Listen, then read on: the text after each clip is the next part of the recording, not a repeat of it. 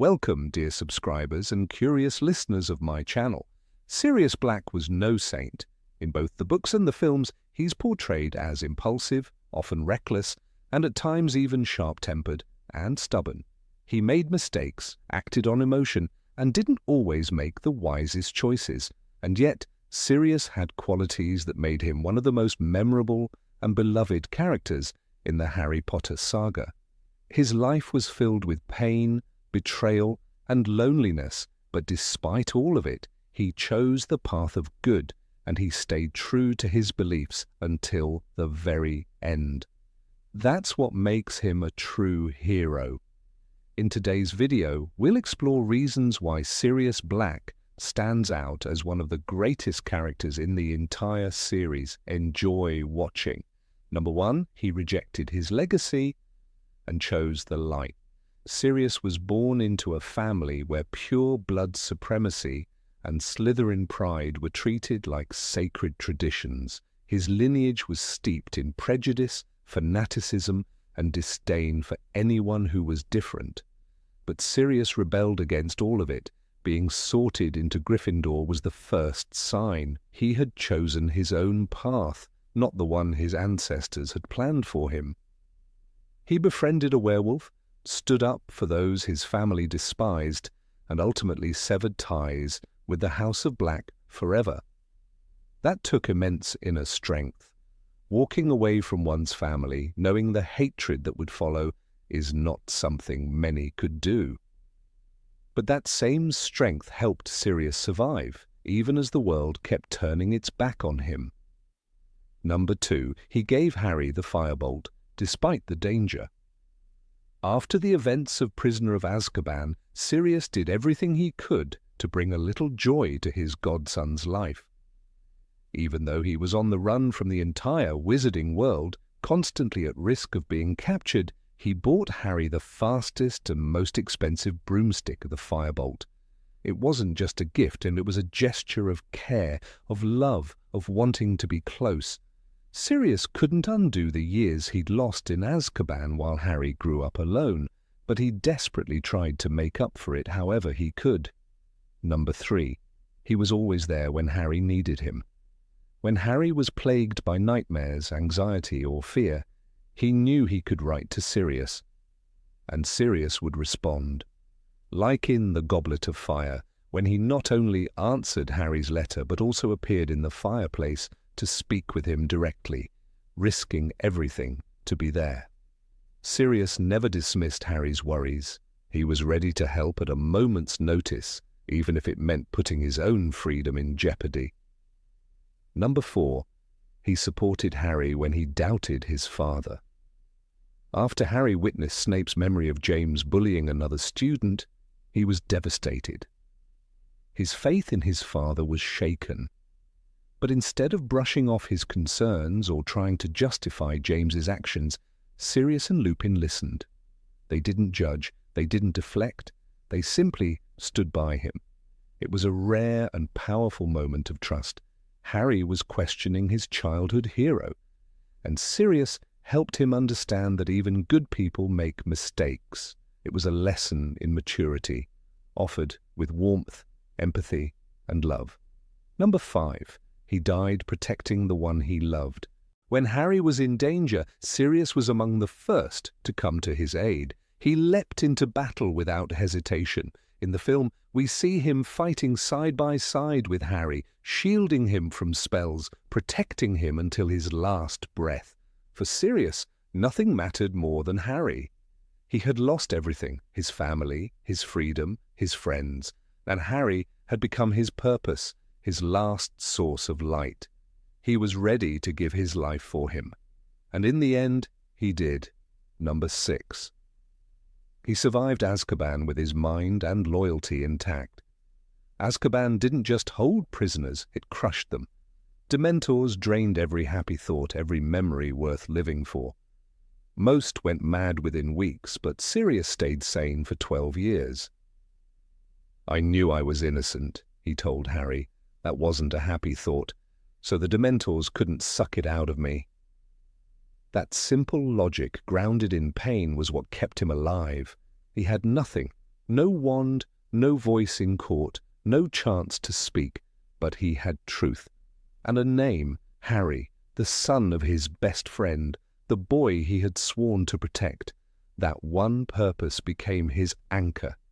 When he saw the article about Ron's rat, Scabbers, he escaped, not for revenge, but for Harry's safety. That's how deep the loyalty went. Even as a gaunt shadow of the man he once was, Sirius never let go of who he had been. Azkaban could starve his body, steal his years, but it couldn't kill his spirit. When he broke out, he wasn't just a fugitive, he was a survivor. And more than that, he was still a marauder, still a friend, still a protector. Number 7, he became a true father figure to Harry. Sirius never tried to replace James, but he never let Harry feel alone either. He sent him letters even when hiding in the shadows. He risked being seen just to speak with Harry through the Gryffindor fireplace. In the Goblet of Fire, when Harry's scar hurt and no one believed him, it was Sirius who listened first. "You're not alone," he told him. Just 4 words, but they meant everything. At Grimmauld Place, Sirius watched Harry with pride, asked about his classes, joked about Snape, and shared memories of James. There was a warmth in his voice Harry had never heard from the Dursleys. Even when they disagreed, Sirius treated Harry as an equal, not a child. That respect, that connection, it gave Harry more than comfort. It gave him strength. In the Order of the Phoenix, when Harry screamed, "He's not my father," after an argument, Sirius replied, softly, "He was the best friend I ever had." It wasn't anger, it was sorrow. Because deep down, Sirius knew he had tried to be more than a friend. He had tried to be the family Harry never had, and in his own broken, desperate way, he was. Number 8, he stayed loyal to his friends until the end. Sirius never stopped calling James his brother. Even after 12 years in Azkaban, he spoke of him with a kind of quiet awe. "He would have died for you," he told Harry once, voice low. And he did. That bond didn't die with James. It lived on in Sirius. Every reckless choice, every act of defiance, every time he stood by Harry's side, it was loyalty etched into his bones. He trusted Remus even when others doubted him. During the events in the Shrieking Shack, when the truth about Peter Pettigrew finally came out, Sirius didn't hesitate. He turned to Lupin and said, "If you're going to kill me, Remus, you'll have to kill Harry too." That wasn't a dramatic line. It was raw truth. Friendship for Sirius wasn't a word, it was blood. And even with Peter, who had betrayed them all, Sirius's heartbreak was sharp because of how much he had once loved him. The betrayal hurt more because the trust had been real. "He was our friend," Harry cried. "And he betrayed us all," Sirius answered, his voice shaking. There was no vengeance in his eyes, only pain, a pain that had never left him. In the end, it was that same loyalty that led Sirius to the Department of Mysteries. Not a sense of duty, not the thrill of battle, but the need to protect the godson who carried everything Sirius had lost. He died with a wand in his hand and his heart still anchored to the friends he never stopped fighting for, even when they were gone. Number 9, his humour and wit lightened even the darkest moments. The war was never quiet. Grimmauld Place was full of whispered plans, tense silences and heavy glances, but then Sirius would walk into the room, tilt his head, and say something like, "If this house gets any gloomier, I'll start decorating with Doxy's skeletons." Molly Weasley would sigh. Lupin would smirk. And the tension would crack just enough to let people breathe. He teased Snape mercilessly, called him Snivelus with a grin that hadn't aged since school. But he saved his warmest humour for Harry. "You're less like your father than I thought," he said once, watching Harry nervously. Then he smiled. You're more like your mother, kind, stubborn." Harry didn't laugh, but the pain in his chest lessened. That was Sirius's magic, turning wounds into something you could live with. He and Lupin had their own rhythm, trading jokes during strategy meetings, remembering old pranks. Once, when the twins tried to smuggle a fanged frisbee into the kitchen, Sirius leaned back and said, "10 points to whoever survives." The twins howled. Even Molly cracked a smile. It was like he refused to let the darkness win even inside himself. Humor was Sirius's armor. He wore it like a cloak, ragged, wild, but dazzling. He had seen too much, lost too much, and still found something to laugh at. That laughter didn't erase the pain, but it reminded everyone, especially Harry, that they could still feel joy, that even in war there was room for light. Number 10, he gave Harry hope for a better life. It was a quiet moment in the chaos. The truth about Peter Pettigrew had just come out. Sirius, breathless and trembling, turned to Harry and said, "Once my name is cleared, you can come and live with me." Just like that. No ceremony, no grand speech, just hope. In that single sentence, Sirius gave Harry something no one ever had before, a home. Harry had never been offered a choice. Not by the Dursleys, not by the Ministry, not even by fate. But Sirius offered it freely as family, and for a boy who had spent every summer in a cupboard, that meant everything. "Are you insane?" Ron asked him later. But Harry wasn't. For the first time he felt like he could be a son, not a burden, not a tool, just a boy with someone who wanted him. That dream never fully came true. Pettigrew escaped. Sirius went into hiding. And yet Harry held on to that moment. Whenever the Dursleys slammed doors or sneered at his scar, he remembered Sirius's voice. Whenever fear crept in, he remembered that someone in the world loved him, not for being the boy who lived, but just for being Harry. That promise shaped him. It gave him something to fight for. When Harry faced death, again and again, he fought not just for the wizarding world, but for the life Sirius once offered. A life where he was safe, where he was wanted. And though they never got to share that home, the hope remained. It lived in every spell Harry cast and every choice he made. Number 11, he helped create the Marauders Map. The Marauders Map wasn't just a magical tool, it was a legacy. Created by Sirius Black, James Potter, Remus Lupin, and Peter Pettigrew. During their years at Hogwarts, it was a masterpiece of mischief, a map that revealed every hallway, every secret passage, every living soul within the castle walls. It even showed names. "I solemnly swear that I'm up to no good," it read. And with that, Hogwarts opened itself like a book. Sirius, with his reckless charm and love for chaos, had poured his spirit into that map. It wasn't just about sneaking out or avoiding Filch. It was about freedom, rebellion. It was 4 friends claiming Hogwarts as their playground.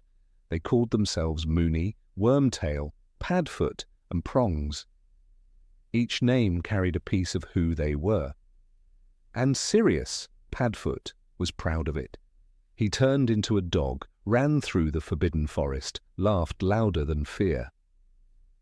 Years later, Harry held the same map in his hands. Fred and George had stolen it from Filch's cabinet and passed it on. The moment Harry used it, he saw a dot labelled Peter Pettigrew walking near Ron. That dot should not have existed. Pettigrew was supposed to be dead. That map didn't just help Harry escape curfews, it revealed a hidden truth. A truth that would change everything. It saved lives. Lupin once told Harry, "The map never lies." And it didn't. It was the map Sirius helped build. With loyalty, laughter, and wild determination, it outlived betrayal, outlived war. And in the hands of Harry Potter, it continued to fight for what was right, just like the boys who created it once did. Number 12, his house became the headquarters of the Order of the Phoenix. Grimmauld Place was a house soaked in darkness. Its walls whispered old blood, hatred, and the cold legacy of the Black family. Sirius loathed every corner of it, the portrait of his screaming mother, the snake-twined family tree that burned his name from its branches. And yet, when Dumbledore asked for a headquarters for the new Order of the Phoenix, Sirius said yes. He opened the doors of the place he hated most and let it become the heart of the resistance. The house was never quiet again. Members of the Order came and went at all hours. Moody, Lupin, Kingsley Shacklebolt, even Snape, whom Sirius barely tolerated, held meetings under his roof. The dining room became a war room, the drawing room, storage for dark artifacts too dangerous to leave untouched. "The Black family is finished," Sirius muttered one night, standing by the fireplace. "Let this old house finally be useful." Harry saw the toll it took. Sirius, restless and caged, pacing like the great black dog he turned into. Yet he never asked them to leave. He brewed tea for Molly Weasley, gave the twins advice, sometimes even when they didn't ask for it. And when Harry complained about being left out, Sirius was the one who fought to include him. "He's not a child," he snapped at Molly. "He's not James Sirius," she said softly. "No," he whispered. "But he's all I have left." Grimmauld Place became more than a building. It became a symbol of what Sirius was willing to give up. His pride, his privacy, his peace. He hated that house, but he hated the idea of Voldemort winning even more. So he stayed. Not because he had to, but because someone had to stand where others wouldn't. Number 13, he followed his heart, not the rules. When Sirius Black burst into Harry's life, it wasn't through a polite knock at the door or a proper introduction. He entered like a storm, unpredictable, fierce, and entirely unconcerned with how others perceived him. And in doing so, he revealed something deeper than a rebellious spirit. He embodied the belief that sometimes following your heart is more important than obeying the rules. For Sirius, rules were not sacred. Truth was, loyalty was, love was, and he would break any law, defy any authority, risk any punishment, if it meant protecting those he loved. There was never a clearer example of this than the night he escaped from Azkaban. The wizarding world reeled from the news. Sirius Black, believed to be a mass murderer, had done the impossible. He had broken out of the most secure prison known to wizardkind, but he hadn't done it for revenge or chaos. He hadn't done it for freedom alone. He did it for Harry, for the boy he believed to be in danger, for the godson he had sworn to protect even when the world saw him as a monster. That act alone was madness in the eyes of the Ministry. But to Sirius it was the only choice. He had discovered that Peter Pettigrew, the true traitor, was alive, and the rules said stay locked up, stay silent, let others handle justice. But his heart said, you know the truth, act on it. As he later told Harry, you should have died rather than betray your friends. Sirius lived by that code, even if no one believed him, even if it cost him everything. Harry didn't know it at the time, but the man who looked so wild and frightening was guided by something far more noble than appearances suggested. When they first met face to face in the Shrieking Shack, Sirius was gaunt, bloodied, and trembling with fury. But behind those hollow eyes burned a fire of love and loyalty that no prison could extinguish. He didn't beg for understanding. He didn't try to justify himself. He simply told the truth and trusted Harry to see it. And Harry, who had been taught to obey rules, chose to listen his heart, just as Sirius did. That was their first connection. Dumbledore, the great advocate of second chances, saw this truth too. Though he often counselled caution, even Dumbledore recognized that Sirius's instincts, wild as they were, came from a place of profound devotion. He allowed Sirius to hide in number 12, Grimmauld Place, and to continue aiding the Order of the Phoenix, even when the Ministry hunted him like a criminal. It was an uneasy alliance. Sirius wanted to be in the field, fighting side by side with those he loved. Instead, he was caged again, this time by protection rather than bars. Yet even from the shadows, Sirius never stopped making bold, heart-led decisions. When Harry began struggling with visions connected to Voldemort, it was Sirius who pushed back against the restrictive policies of the Ministry. "He's not a child," Sirius snapped in number 12, when Molly Weasley argued that Harry didn't need to hear about the Order's plans. "He's not your son either," she countered. But Sirius wasn't trying to be reckless. He believed in truth. He believed in treating Harry like someone who deserved it. Someone who had a right to know what was happening in the war that already defined his life. That moment was more than a household squabble. It was Sirius insisting that trust must be earned and shared, not commanded from above. He remembered what it was like to be 16, to be lied to be manipulated by authority. He had grown up in a family where rules were weapons used to control and condemn. He had rejected that world long ago. He chose James, chose Remus, chose the light, even when it meant running from everything he knew. He refused to raise Harry the way he had been raised. For Sirius, being an adult wasn't about issuing orders. It was about being honest. His guidance shaped Harry's worldview. Not just in magical combat or tactics, but in how to be a person. "The world isn't split into good people and Death Eaters," Sirius told him once, as they sat alone, hidden away from the war. It was one of the most important lessons Harry ever heard. He was still young then, still learning how to judge right from wrong. And Sirius didn't offer easy answers. He offered truth, messy, complicated, inconvenient truth. He knew that good people could do terrible things and that some rules protected the wrong interests. Sirius himself was proof. Branded a traitor, denied a trial, locked away for crimes he didn't commit. He had every reason to give in to bitterness, but he didn't. Not truly. He could have run away after escaping Azkaban. He could have vanished into the world, but instead he stayed close. He kept watch. And when Harry needed him most, Sirius sent him a single message with Buckbeak. "I'm proud of you."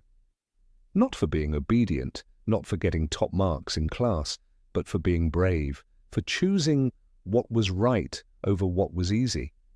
Their bond grew stronger in Harry's 5th year, when the world turned darker. The Ministry was in denial. The Prophet spread lies. Dolores Umbridge, avatar of all things bureaucratic and cruel, took over Hogwarts. It was a nightmare of rules, detentions carved into flesh, forbidden discussions, decrees nailed to the walls. And in the midst of that nightmare, Sirius was a lifeline, a reminder that rebellion could be righteous, that there was a place for fire in a world drowning in cold procedure. "Breaking the rules isn't always bad," Sirius told Harry with a crooked grin through the flames of the Flu network. "Sometimes it's the only way to do what's right."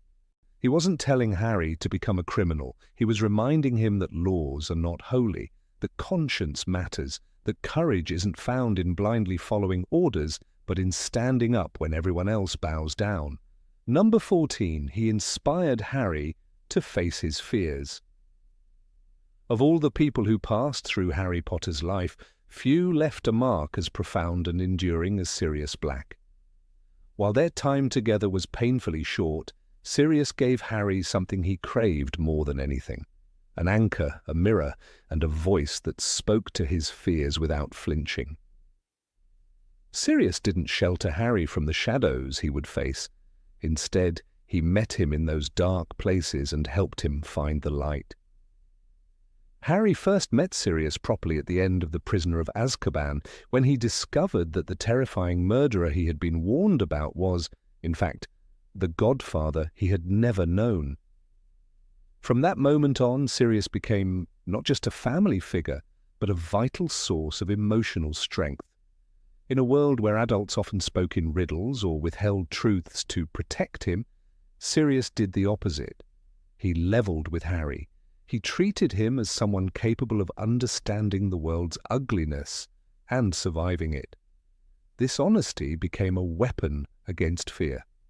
At the beginning of the Order of the Phoenix, as the wizarding world fell into denial about Lord Voldemort's return, Harry was riddled with self-doubt and isolation.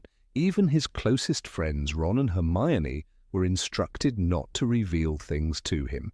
But Sirius, despite being confined to Grimmauld Place, spoke to Harry like an equal. He didn't minimize the dangers. He didn't coddle him. He offered Harry the truth, raw and unfiltered, which made Harry feel trusted and stronger. One of the most critical examples of Sirius empowering Harry comes during their conversation in Order of the Phoenix, where they speak by Floo powder. Harry, anxious and uncertain, confesses how disturbed he is by the dreams he's been having, especially the one where he attacks Mr. Weasley in the form of a snake.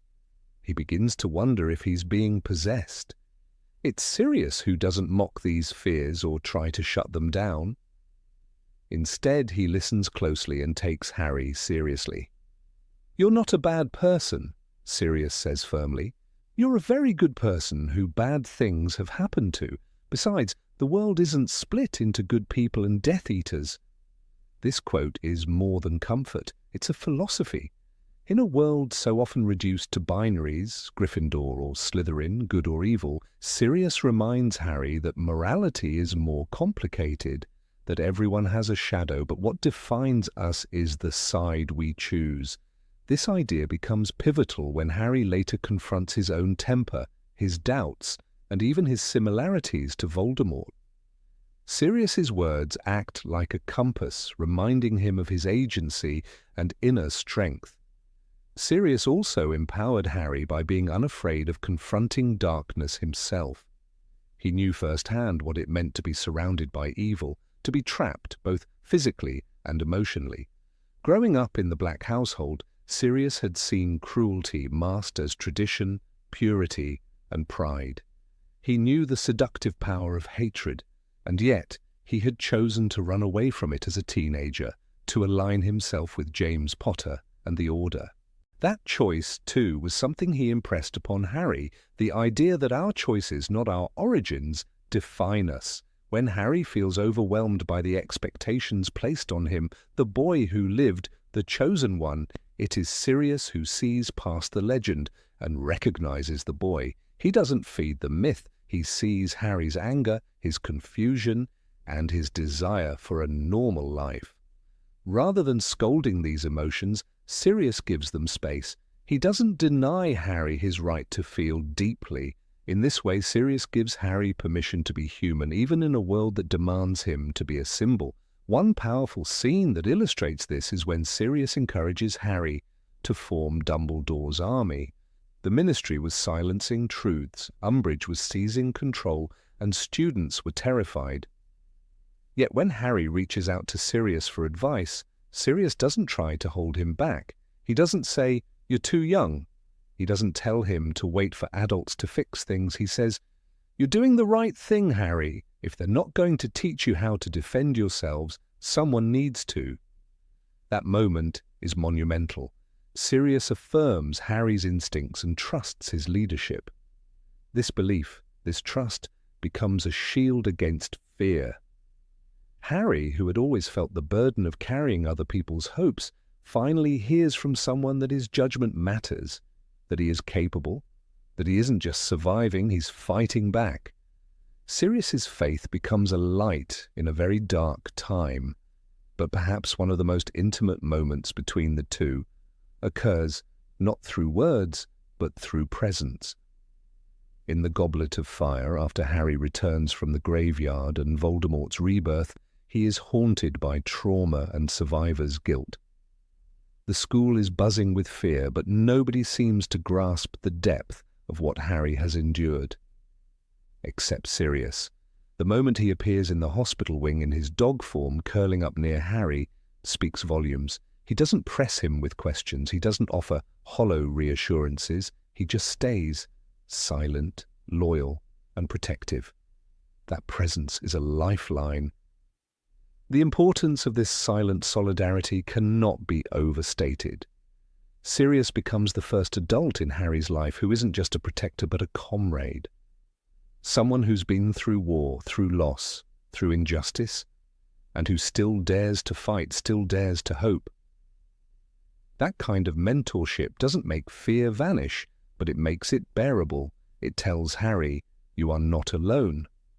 There's also a tragic beauty in the way Sirius saw James in Harry, not as a substitute, but as a connection. While this sometimes clouded Sirius's judgment, it also meant that he never underestimated Harry.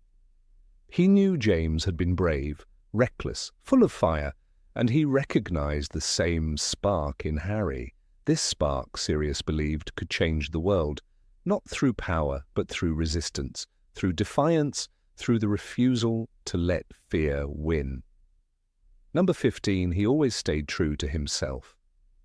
Sirius Black did not belong in the tapestry of his family's legacy, and he never tried to. In a world obsessed with blood purity, aristocratic legacy, and rigid tradition, he stood like a flame refusing to go out in the wind. From the moment we meet him in Harry Potter and the Prisoner of Azkaban, there's a wildness about him, a restlessness in his spirit that feels magnetic, dangerous, and deeply human. But long before that, before Azkaban, before even the Marauders, Sirius was already at war, not with others, but with the crushing expectations of the Black family, and he never once pretended to conform. Sirius was born into a house of shadows where portraits whispered of noble blood and ancient power. The House of Black, proud and cruel, marked him at birth as a future torchbearer of their beliefs. But Sirius rebelled not quietly, not hesitantly, but completely and passionately. "I hated the whole lot of them," he told Harry bitterly. "My parents, with their pure-blood mania, convinced that to be a Black made you practically royal." Order of the Phoenix, Chapter 6. His words aren't careful. They're not polished or rehearsed. He speaks as he is, direct, wounded, and uncompromising. When he ran away from home at 16, it wasn't a teenage tantrum. It was a declaration of self. Most boys his age might have kept their heads down, hidden behind the safety of inheritance and bloodlines. But not Sirius. He walked out of 12 Grimmauld Place with nothing and chose to sleep at James Potter's house. It was an act of rebellion, yes, but also one of radical honesty. He refused to live a lie. He could not pretend to be someone he wasn't, even if it meant giving up everything. His sorting into Gryffindor was the first crack in the Black family's mirror. The Blacks were Slytherin royalty, but Sirius, sharp-tongued, proud, brave, chose the lion over the serpent. It wasn't about bravery alone, it was about identity. "You know, the sorting hat takes your choice into account," Harry was once told. Sirius's choice was clear. He wanted to be different. He wanted to be himself. As a student, Sirius was the boldest of the Marauders. James was cocky, Remus was clever, Peter was loyal in the shadows, but Sirius, he was fire, he was wild laughter in the corridors, broomstick chases through the sky, detentions earned with a smile. But even in mischief there was honesty in him. He never hid who he was. "The world isn't split into good people and Death Eaters," Sirius told Harry. "We've all got both light and dark inside us." Order of the Phoenix, Chapter 36. That insight didn't come from books. It came from living as himself, despite the cost. People often forget that Sirius was only 21 when he was thrown into Azkaban. 21 and blamed for the death of his best friend. For 12 years, he sat behind bars, surrounded by Dementors, enduring madness and grief. But he didn't lose himself. He held on to his identity like a blade. "I did my waiting," he cried. 12 years of it, in Azkaban." Prisoner of Azkaban, chapter 19. And even then, his voice carried not just fury, but truth. He knew who he was. He never wavered. Even after escape, Sirius never slipped into a mask. He didn't try to seem gentle for Harry's sake. He didn't soften his edges. He was short-tempered, reckless, impulsive, and loyal to the core. When he told Harry, "You are truly your father's son, Harry," Goblet of Fire, chapter 27, it was more than admiration. It was recognition. He saw himself in Harry's fire, in his refusal to be broken. Sirius loved Harry not just as James's son, but as a boy who, like him, didn't bend to the world. There were moments when that stubbornness made him reckless. He taunted Snape, clashed with Molly Weasley, and struggled with confinement at Grimmauld Place. He couldn't stand being caged, not after years in Azkaban. He craved action, craved purpose. "I've done my time," he told Remus. "Let me fight. Let me do something." And even when others judged him, Sirius didn't put on a smile to please them. He never did things for approval. His heart was too raw, too sincere. It's easy to admire characters who are noble and gentle, wise and patient. But Sirius was not a wise man, nor a gentle one. He was wild, flawed, and messy. And that's exactly why we love him. He didn't pretend to be perfect. He showed us that being yourself isn't always about being liked. It's about being real. When he paced Grimmauld Place like a caged panther, when he snapped at Creature, when he clung to memories of the Marauders, it was all real. Sirius didn't hide his scars. He refused to let others define him, not the Ministry who branded him a murderer, not his family who burned his name off their wall, not even Dumbledore, whom he respected but occasionally defied. "He's not your son, Sirius," Dumbledore reminded him gently. But Sirius couldn't help it. His emotions weren't filtered, weren't strategic. He spoke with fire because that's how he felt. That honesty, that refusal to censor his heart, was both his strength and his flaw. He was a friend like no other. To James, he was a brother. To Remus, a defender. To Harry, a godfather who tried, with all his broken pieces, to offer love. And he never claimed to be something he wasn't. He didn't try to be a replacement father or a perfect mentor. He just tried to be serious, fierce, loyal, raw. "Nice one, James," he said once, by accident, in the middle of battle. In that slip we saw the boy he once was, still the same inside, still himself. There's something incredibly moving about a character who remains unbending in a world that demands conformity. Sirius didn't evolve to please others. He matured, yes, but he never compromised his core. He stayed true to his beliefs, even when it left him isolated. He wasn't trying to be loved. He wasn't trying to be safe. He was just trying to be free. And in that freedom, there was a kind of unspoken courage. Number 16, he inspired a generation broken by war. There were days in the aftermath of the First Wizarding War when hope felt like a vanished spell. Shadows crept through the remnants of shattered families, names whispered in sorrow and portraits darkened with silence. The world was no longer the same, and the survivors bore not medals, but scars, the kind invisible to the eye, but carved deep in soul and bone. Among them walked Sirius Black, a man so fractured by time, grief, and betrayal, that even Azkaban could not erase the fire in his gaze. He was not a hero in the way stories usually tell, not polished, not saintly. Sirius bore his pain with sharp edges and reckless laughter, but he stood unshaken when others collapsed. That made him dangerous, yes, but also unforgettable. For every young witch or wizard who had never known peace, who had grown up tracing war in the lines of their parents' faces, Sirius Black became a living reminder that broken does not mean defeated. The fall of Voldemort had left the world gasping for breath. The deaths of James and Lily Potter, torn from life by the Dark Lord himself, echoed like gunshots in the hearts of those who had loved them.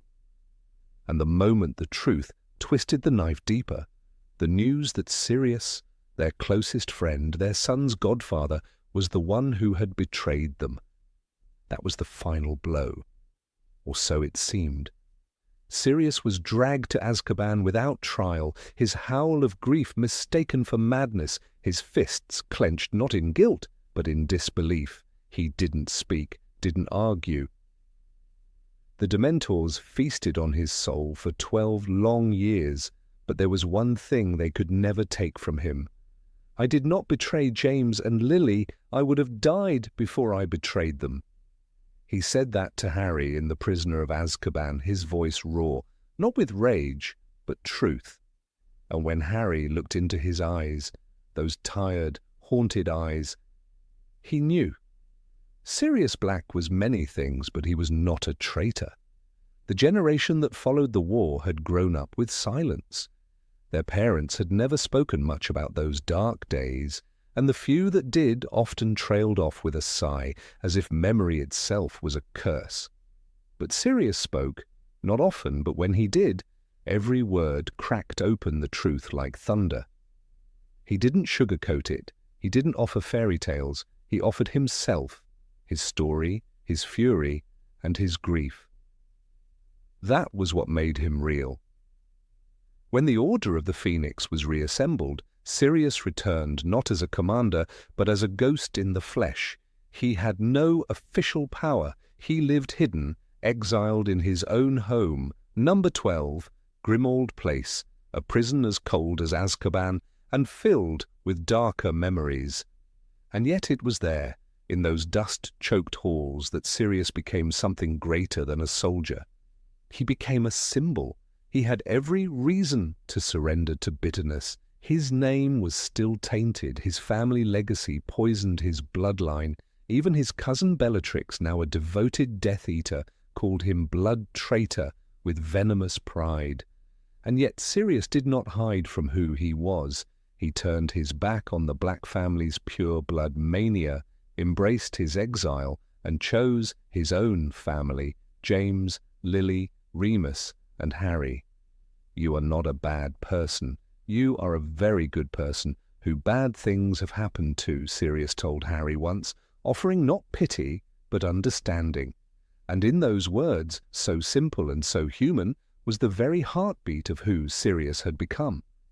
A man forged not by privilege, but pain. A warrior not of spells, but of will. To Remus Lupin, Sirius was a tether to the past, not a reminder of loss, but of survival. They had buried too many friends, yet still they stood. Together they guided Harry not as professors or commanders, but as men who had seen the worst and still dared to protect what was good.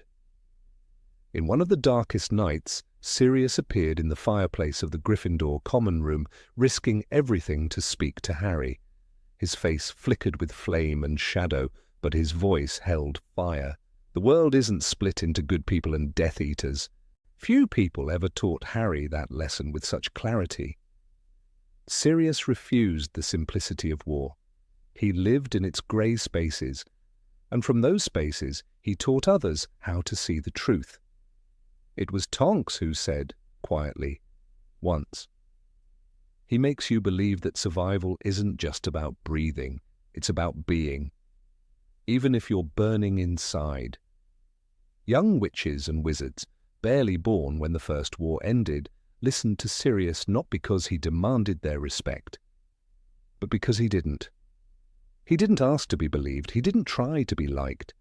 He simply existed, raw and real, and that was more powerful than any speech Dumbledore could give. Fred and George Weasley idolized him, not for his wisdom, but for his honesty.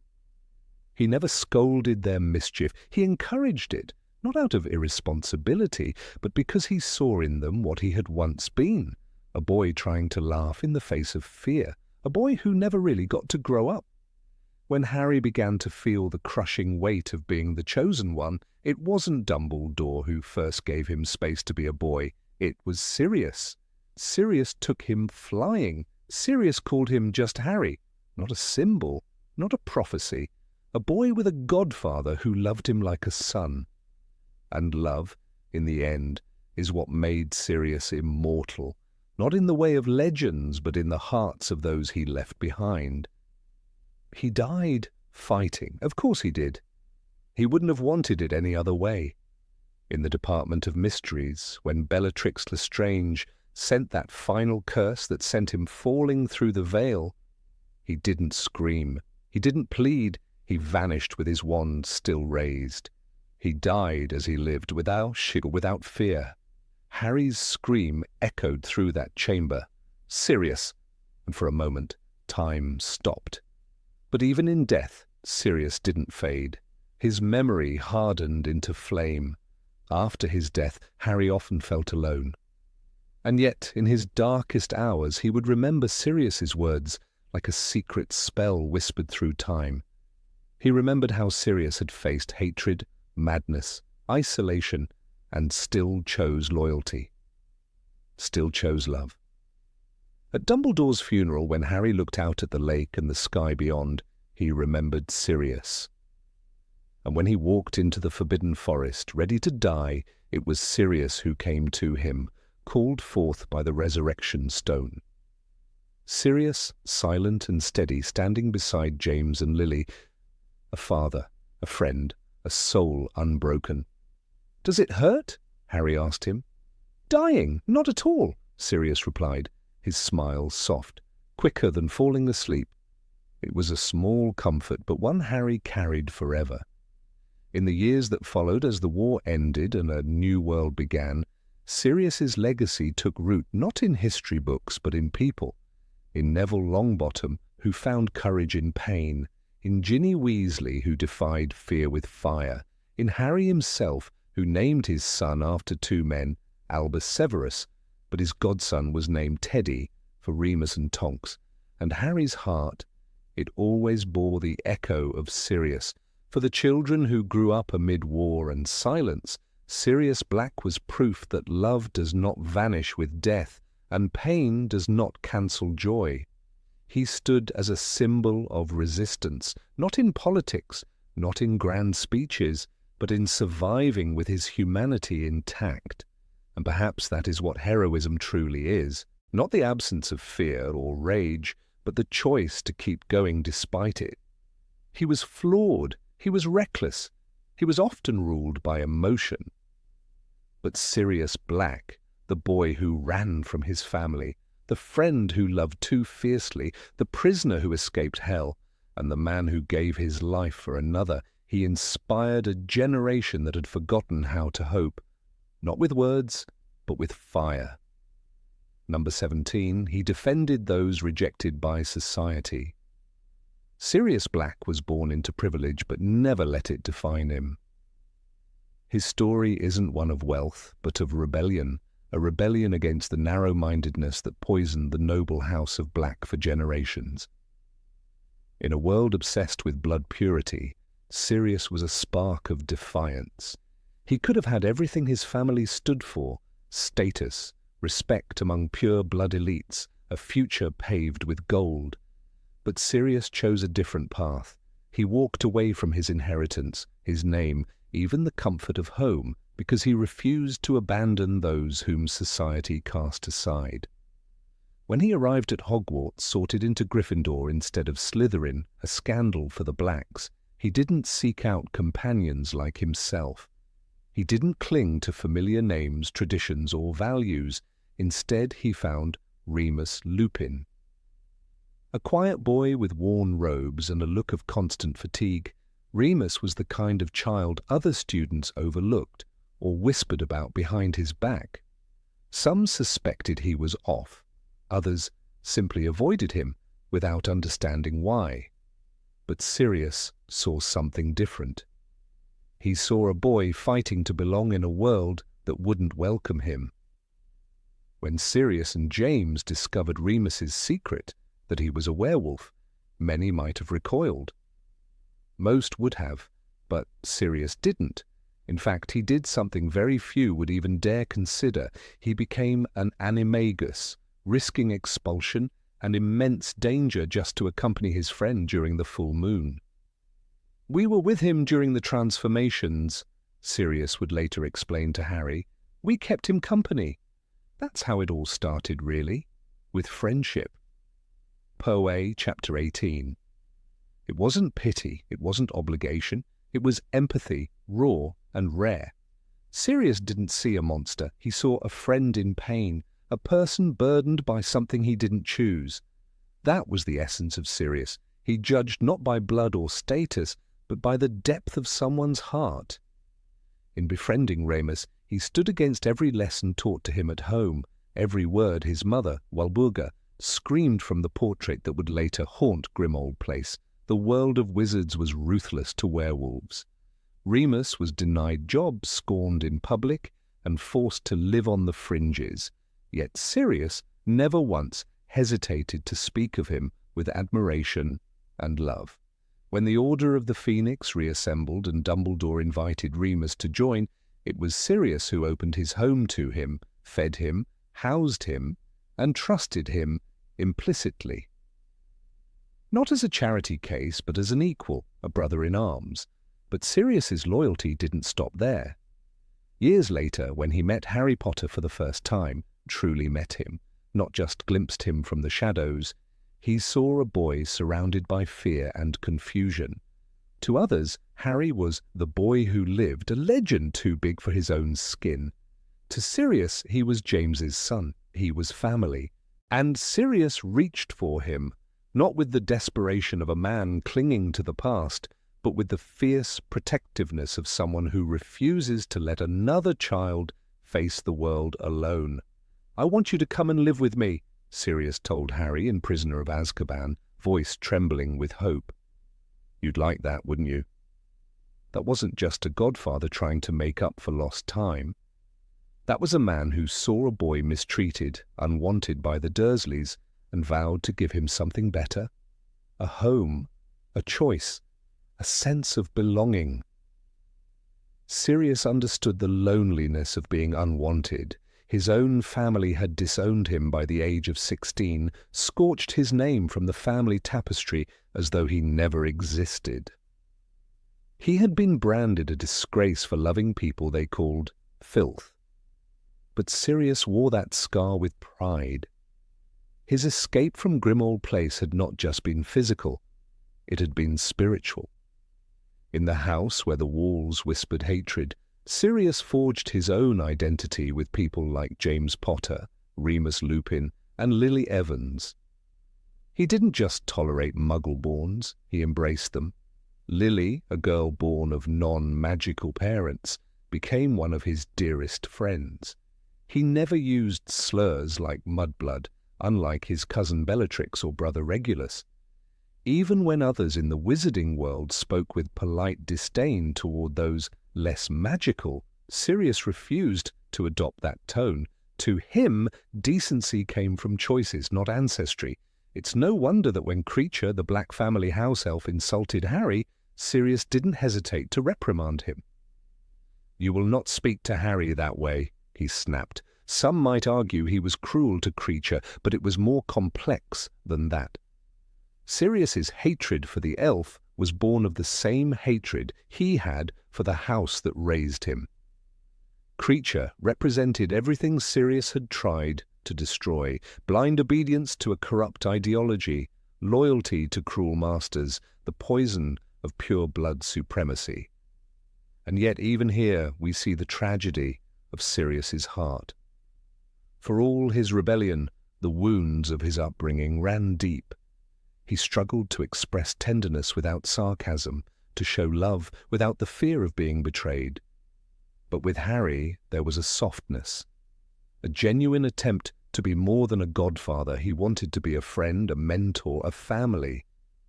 When Harry had doubts about his place in the world, about the darkness in his blood, the whispers that he might be like Voldemort, it was Sirius who offered clarity. "You're not a bad person. You're a very good person who who bad things have happened to. Utp, Chapter 29. He reminded Harry that choices matter more than destiny, and he believed that because he had lived it. He had chosen to be different from his family. He had chosen to protect the outcasts. Even his final moments reflect this. In the Department of Mysteries, facing Death Eaters, Sirius didn't hesitate to fight. Not because he wanted glory, but because Harry was there, because Remus was there, because Tonks and Kingsley were there. He stood in defense of those he loved, laughing in the face of death, defiant until the end. When Bellatrix's curse struck him and he fell through the veil, it wasn't just a man who died. It was a symbol of resistance against prejudice, of loyalty to the marginalized, of love without conditions. Sirius was flawed, impulsive, reckless, sometimes bitter. But in a world obsessed with bloodlines, he offered something nobler than any pedigree. A heart big enough to hold the wounded. The painting of his mother shrieked about half-breeds and blood traitors, but Sirius wore those labels like medals. "My mother did that after I ran away," he told Harry once, pointing at the burned-out hole on the tapestry. Charming woman, I was 16. He had left everything behind, wealth, comfort, family, to live with James Potter, another orphan in spirit who understood what it meant to create your own destiny. Even when the world branded him a murderer, Sirius didn't become what they believed. 12 years in Azkaban could have broken anyone, but he survived on memories, on rage, on the sheer determination to right a terrible wrong. Not just to avenge James and Lily, but to save Harry from the same fate of being misunderstood and alone. And perhaps this is Sirius's greatest legacy. Not his role in the Order, not even his escape from Azkaban, but the quiet, unshakable belief that everyone deserves love, everyone deserves dignity. Even those with cursed blood, even those with scars, even those the world fears. He was the first to look at Remus and not see a monster, the first to look at Harry and not see a prophecy, the first to look at himself, not as the Black Heir, but as a brother to the lost. Sirius Black didn't save the world, but he saved people who felt like they didn't belong in it. He reminded them that they mattered, not because of their names or their blood, but because they dared to care, because they dared to choose love over hatred. In the end, Sirius's nobility wasn't found in his bloodline, but in the fact that he rejected everything it stood for. He fought for the forgotten, he loved the unlovable, and he saw the humanity in those whom others feared. And that is why, despite the pain and the loss, we remember him not as a fallen warrior, but as a fierce and loyal heart in a cruel and divided world. Number 18, his rebellion made him truly free. Sirius Black was not born to be free. He was born to obey, to conform, to continue a legacy built on cold bloodlines and cruel pride. But something in him, perhaps the fire in his soul, perhaps the sheer weight of the lies around him, rejected that fate. In the tapestry-lined walls of 12 Grimmauld Place, beneath the watchful gazes of scowling ancestors and the oppressive silence of a family obsessed with purity, Sirius began to suffocate. And as he suffocated, he burned, not with rage alone, but with defiance, with truth. The Blacks were one of the oldest pure-blood families in Britain. They were powerful, well-connected, and steeped in dark tradition, while Burger and Orion Black believed in the superiority of magical blood, in the importance of family honor, and above all, in obedience. Their eldest son, Sirius, was meant to be the crown jewel of that lineage, but he became their greatest shame. He was sorted into Gryffindor at 11, a filthy house full of blood traitors and muggle lovers, as Walburga screeched the day she found out. "My own flesh disgracing this family. She howled, and the portrait seemed to tremble with her fury. But Sirius only smiled, quietly at first. That was his first act of rebellion. He never stopped. To many outsiders it looked like youthful insolence, a boy pushing boundaries, eager to be different. But Sirius's rebellion wasn't a phase, it was the shaping force of his character. Unlike his brother Regulus, who bowed to family expectations and joined the Death Eaters, Sirius chose to walk away. I hated the lot of them. My parents, with their pure-blood mania, convinced that to be a Black made you practically royal, he once told Harry. It wasn't said with pride, it was said with exhaustion, with the weight of memory.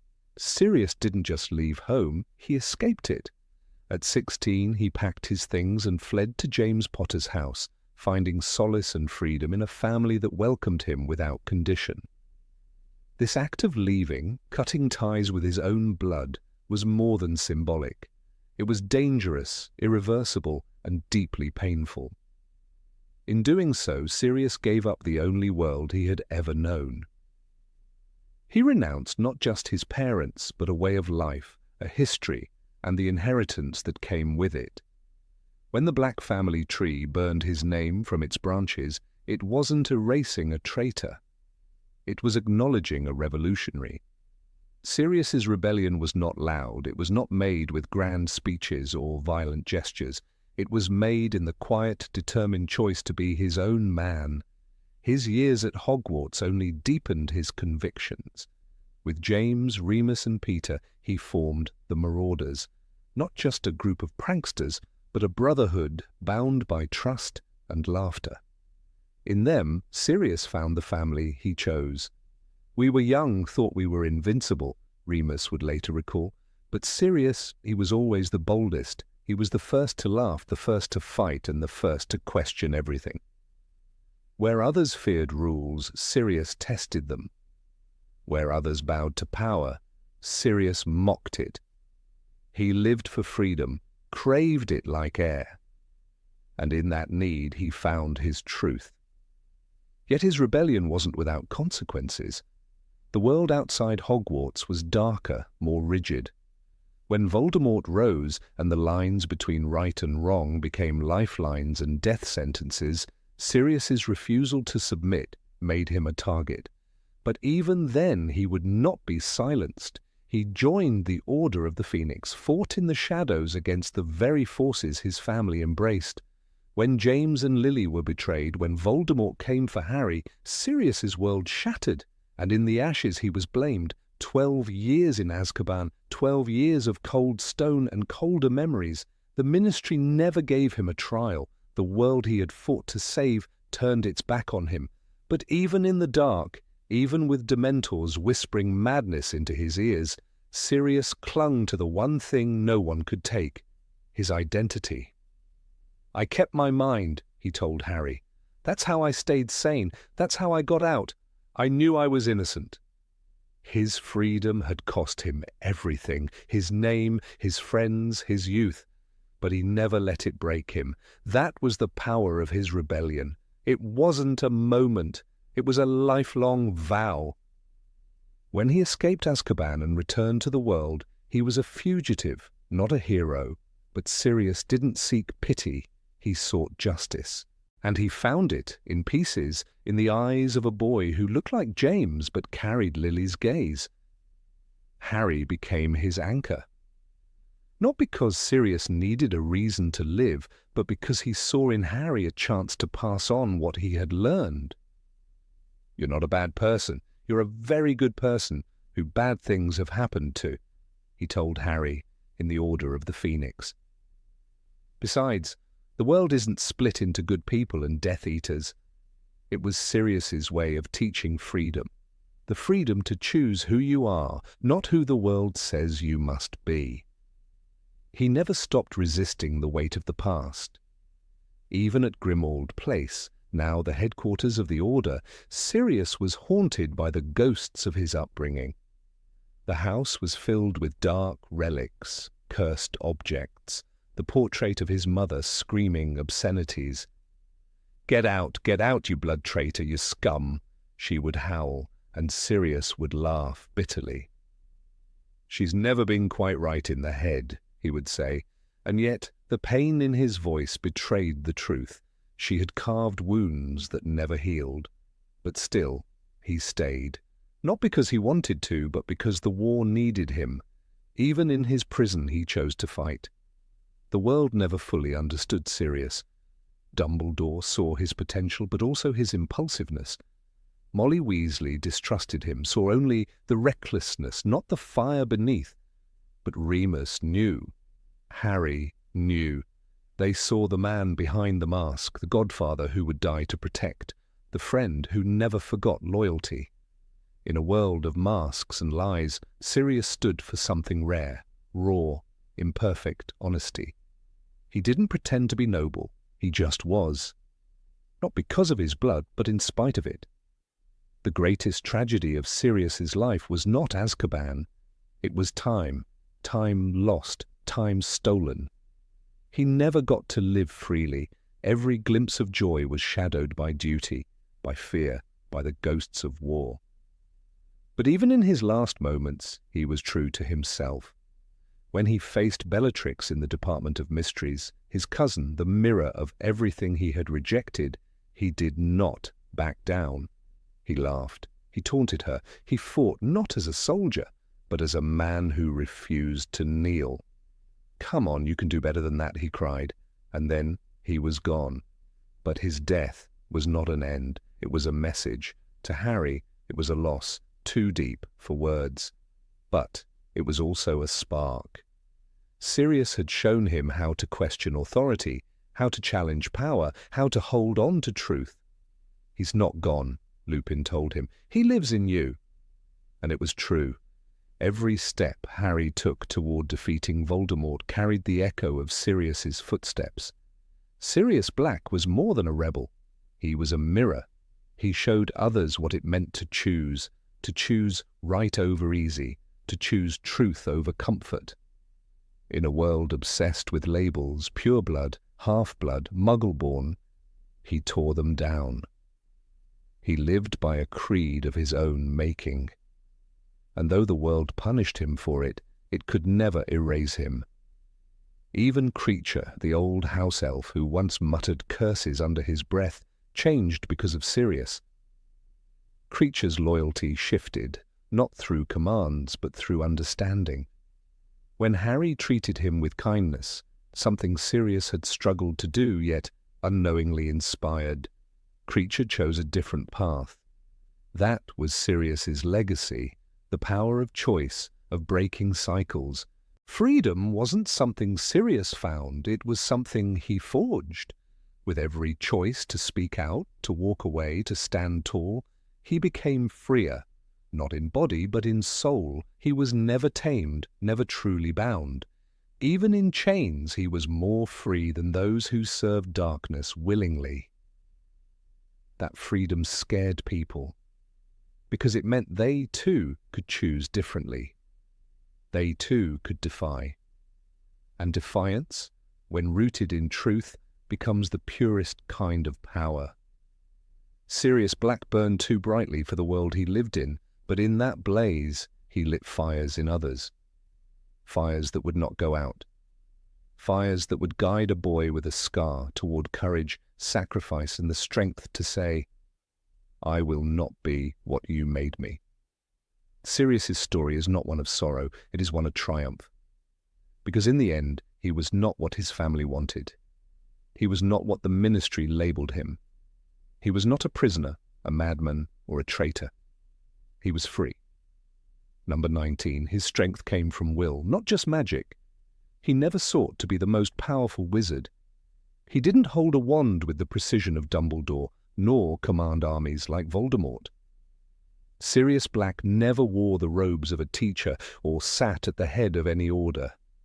But there was something in Sirius, something untamable, something fiercely human, that made him unforgettable.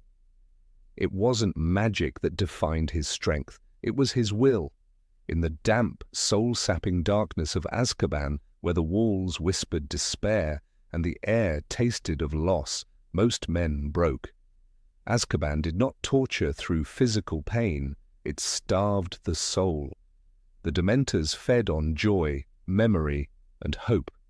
They dug into the minds of their victims, exposing every regret, every failure. They made men forget who they were, but Sirius did not forget. He refused. "I thought I was going mad," he told Harry once, voice heavy with years lost. Kept going over it all again and again, all the evidence against me. It was true I'd done nothing wrong, and the Dementors couldn't see that. But it was not innocence that kept him whole. It was belief. It helped me, being innocent. But it wasn't enough. It was my mind. I knew who I was. I was Sirius Black. I was not going to let them destroy me. That defiance, rooted not in arrogance, but in a kind of noble rage, was his greatest weapon. He clung to his sense of self like a flame in the wind. He turned into Padfoot, not for escape, but for survival. In his Animagus form, the Dementors felt less. Dogs do not dream of betrayal. Dogs do not mourn. And in that form, Sirius could hide from pain, not completely, but just enough to remain sane, just enough to wait.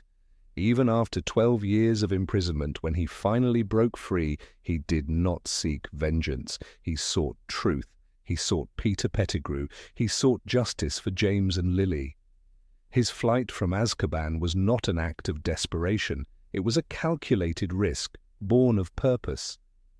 The Daily Prophet painted him as a madman, a murderer, but madness had never touched him. It never could.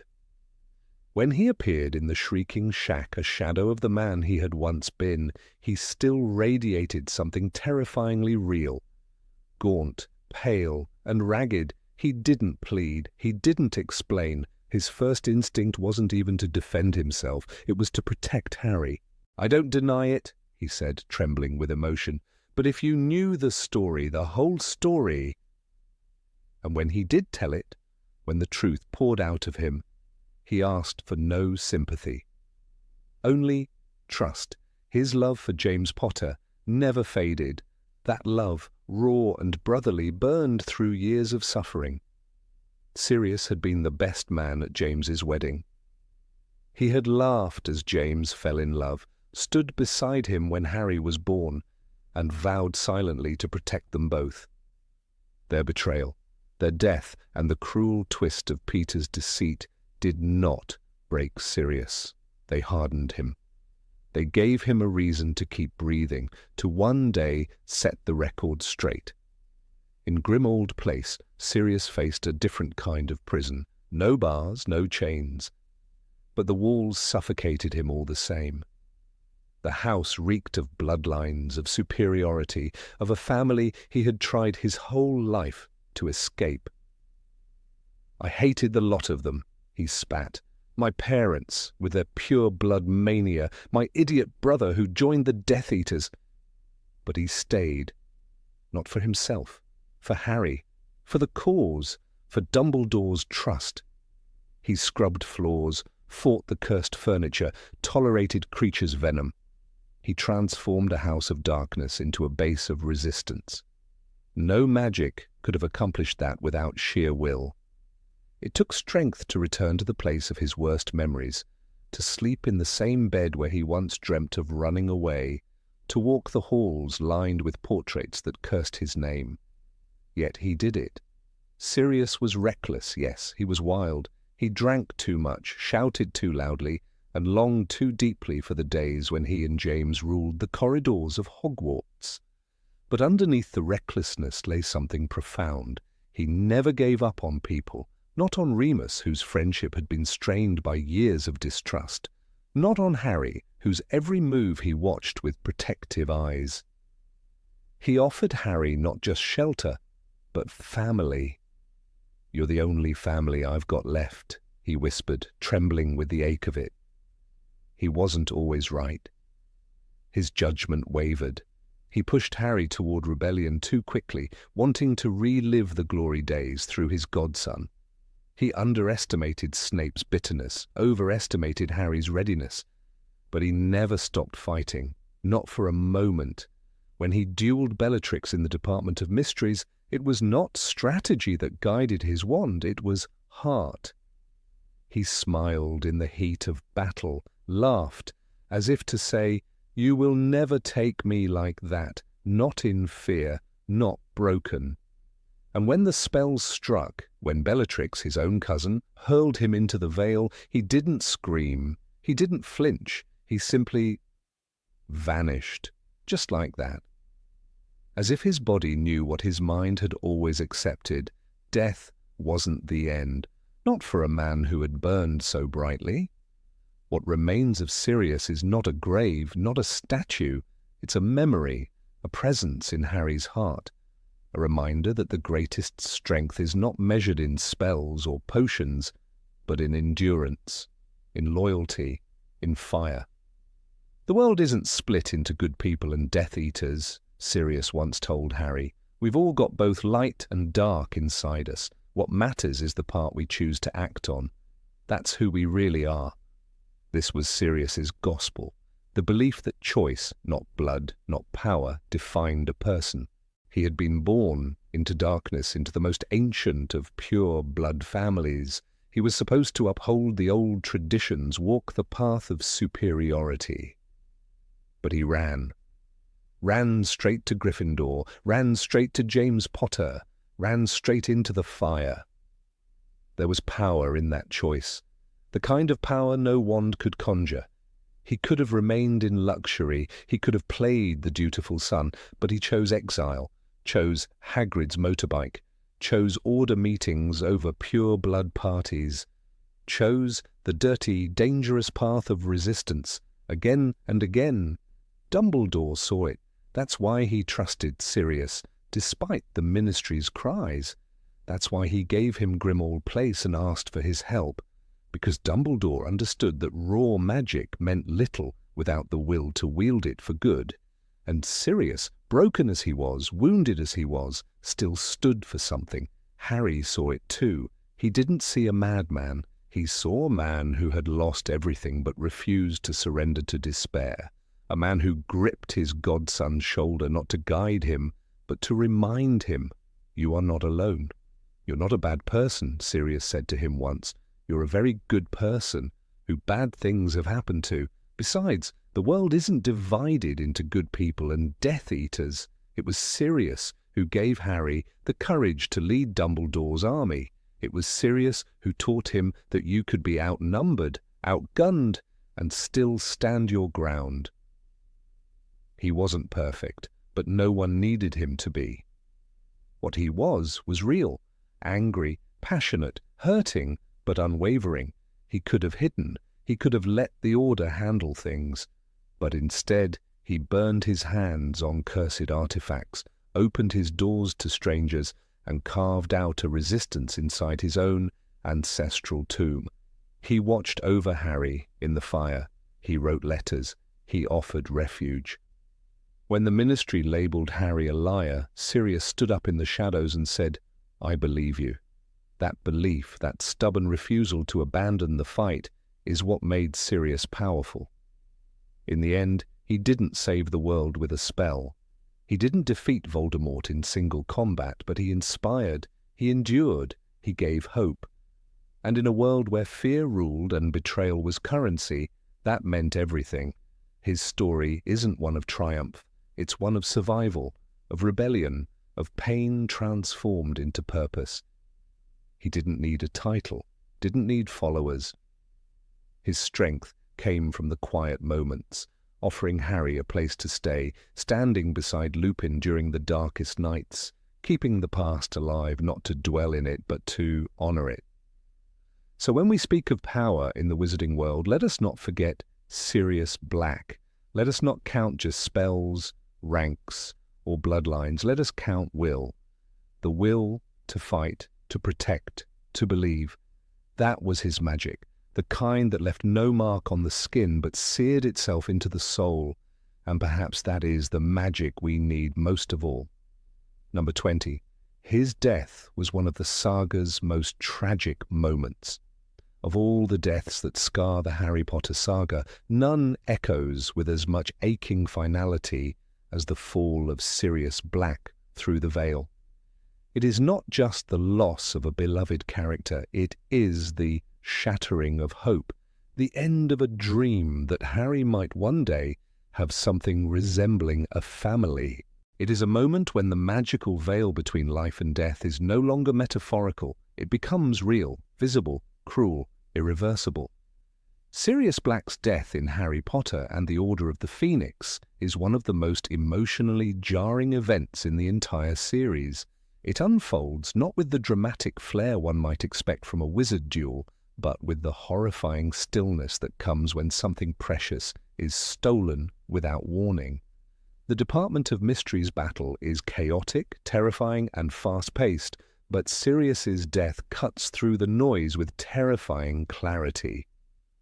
One moment he is alive, deflecting curses, fighting alongside Harry with fiery loyalty, and the next he is gone. "Come on, you can do better than that," he had shouted, laughing as he duels his cousin, Bellatrix Lestrange. There is something so serious about that line, reckless, brave, mocking danger in the face of mortal threat.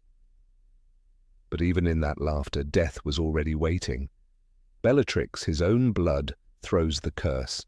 Not Avada Kedavra, J.K. Rowling never specifies the spell, but it hits him in the chest. It is the arch behind him that finishes the job. That arch, that veil, that silent ancient gateway that the unspeakables studied and never explained. One step backward, and Sirius vanishes. Harry watches it all. He fell through the veil and disappeared, the narration says, as if those words could ever be enough.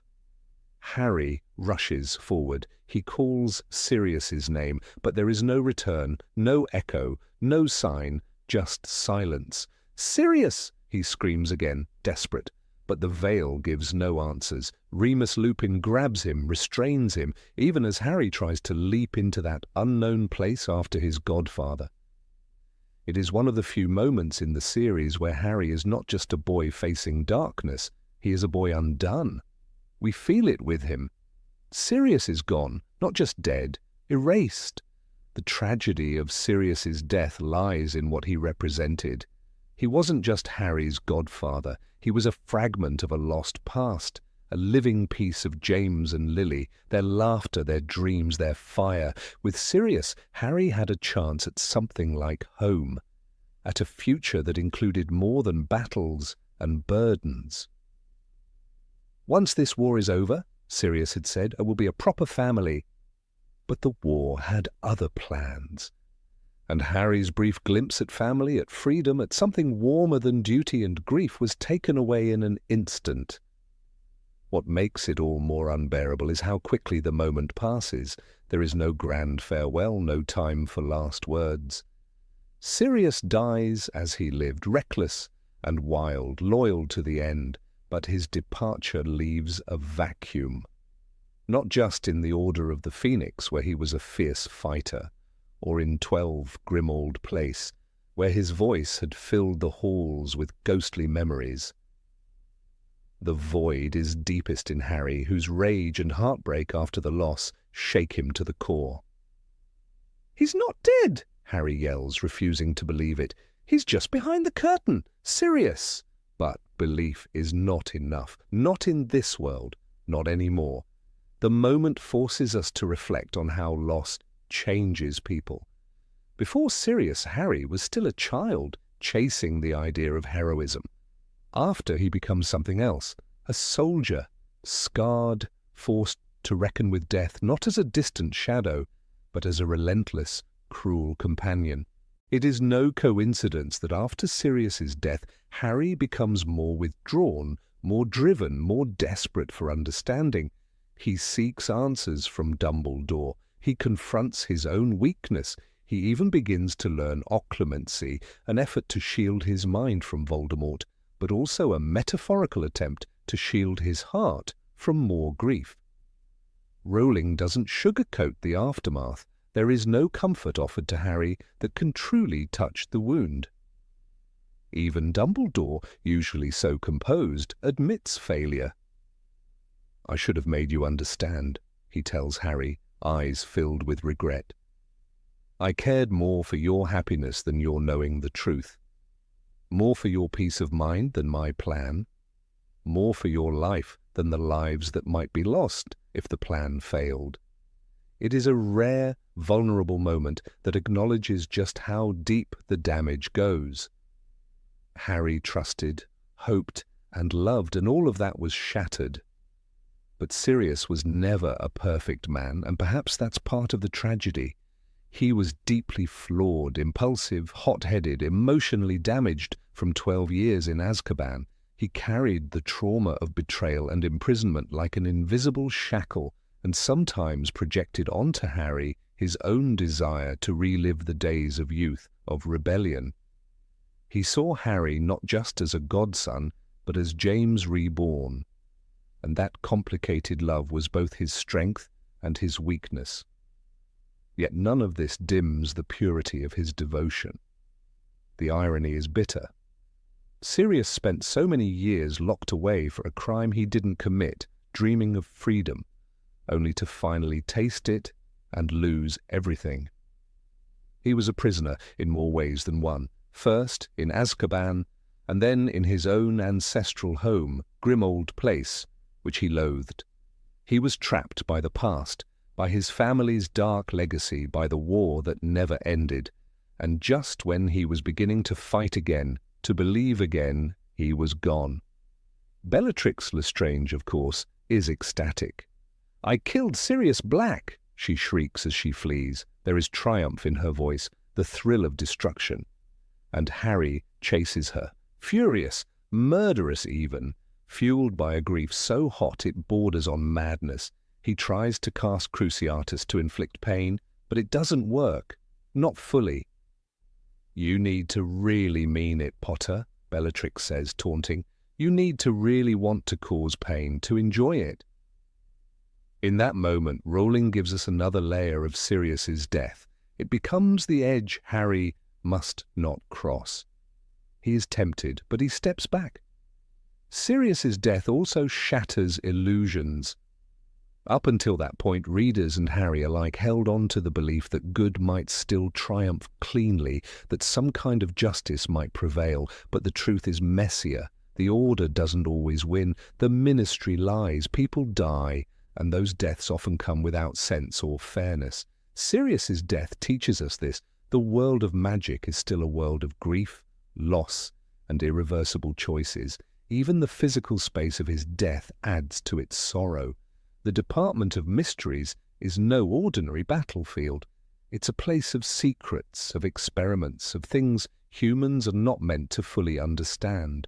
The archway with the veil is ancient and unexplained. Some fans have theorized it's a representation of death itself, a liminal space where life ends and mystery begins. For Harry, it becomes a haunting symbol. He hears whispers behind it before Sirius dies, as if the dead are already calling. Afterward, the veil becomes an obsession. And then there's the mirror. The two-way mirror that Sirius gave Harry earlier in the book, meant to be used in case Harry needed him. "If you need to talk to me," Sirius had said, "just say my name into it. You'll appear in my mirror and I'll be able to talk to you." But Harry never used it. Not once. After Sirius's death, he tries desperately. He calls into the mirror. He begs, but there is no answer. The mirror reflects nothing but loss.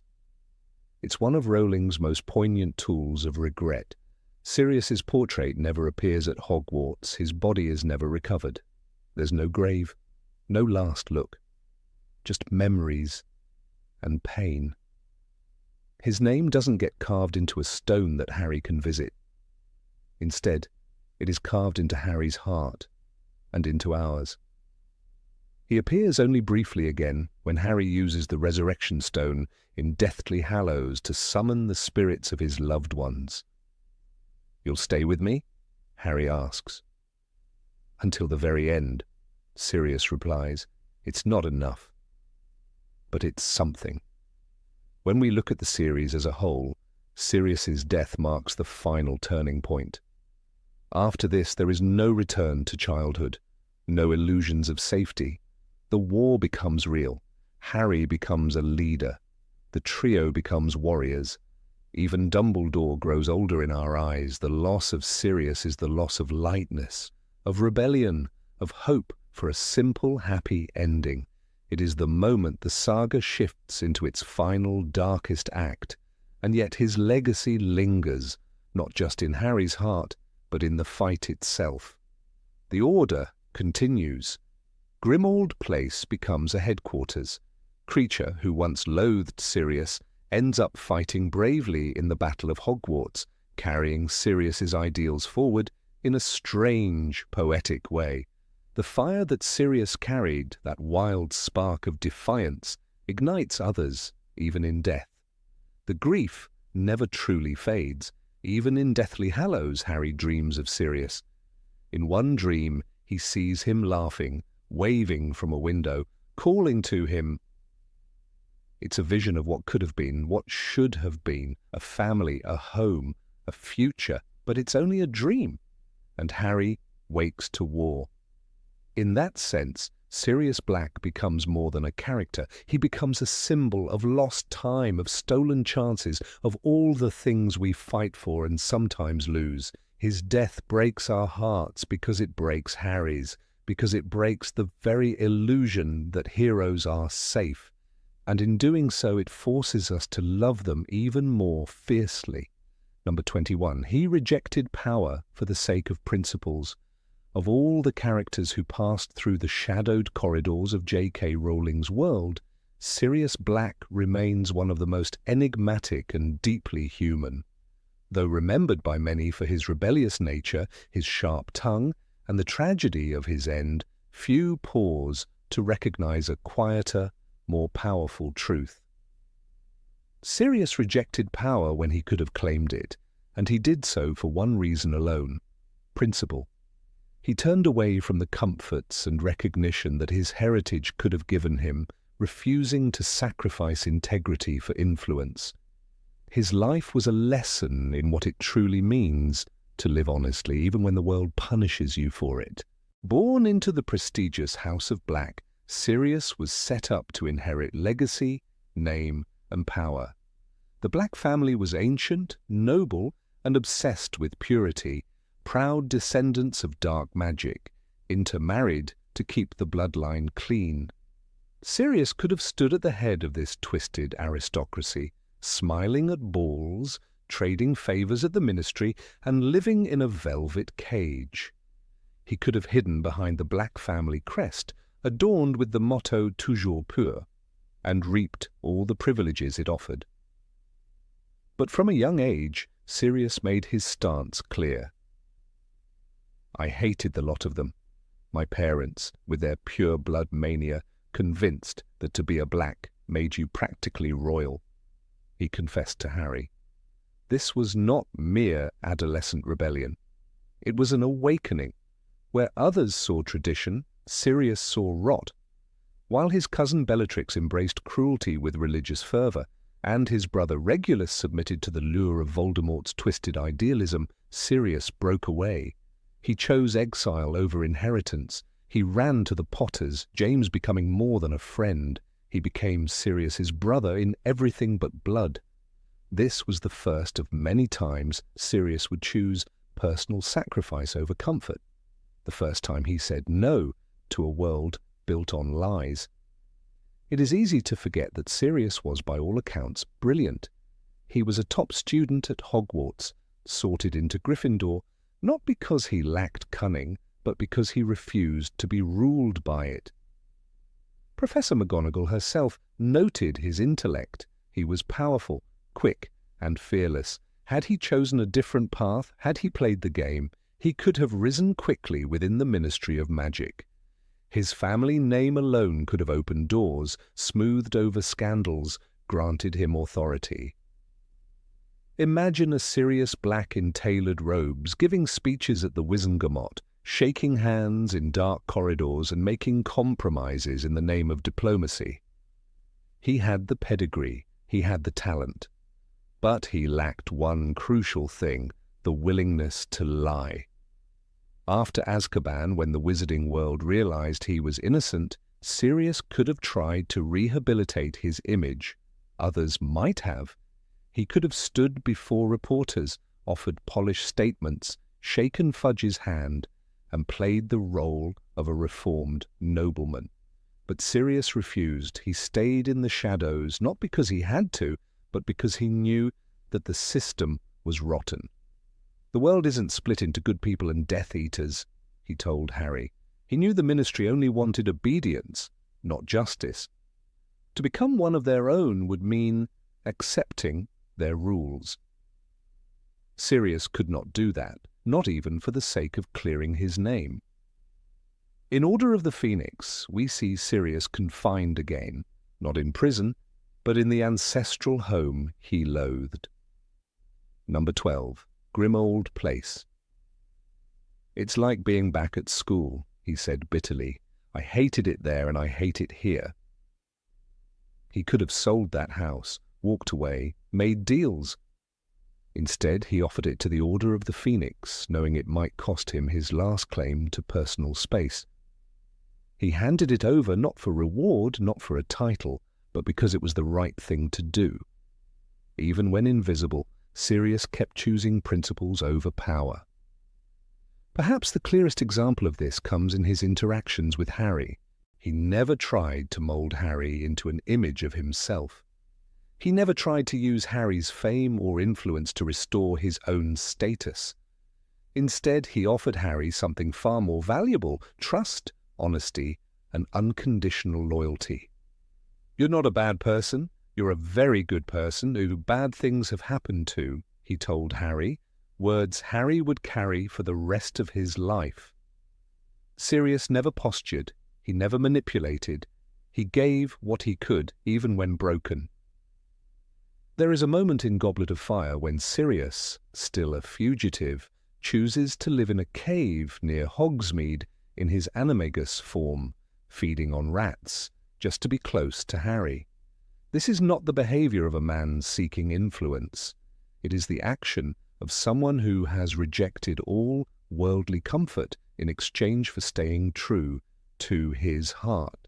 He could have fled, he could have vanished into the wilds of the magical world and disappeared, but Sirius stayed because being present for those he loved mattered more than his own safety.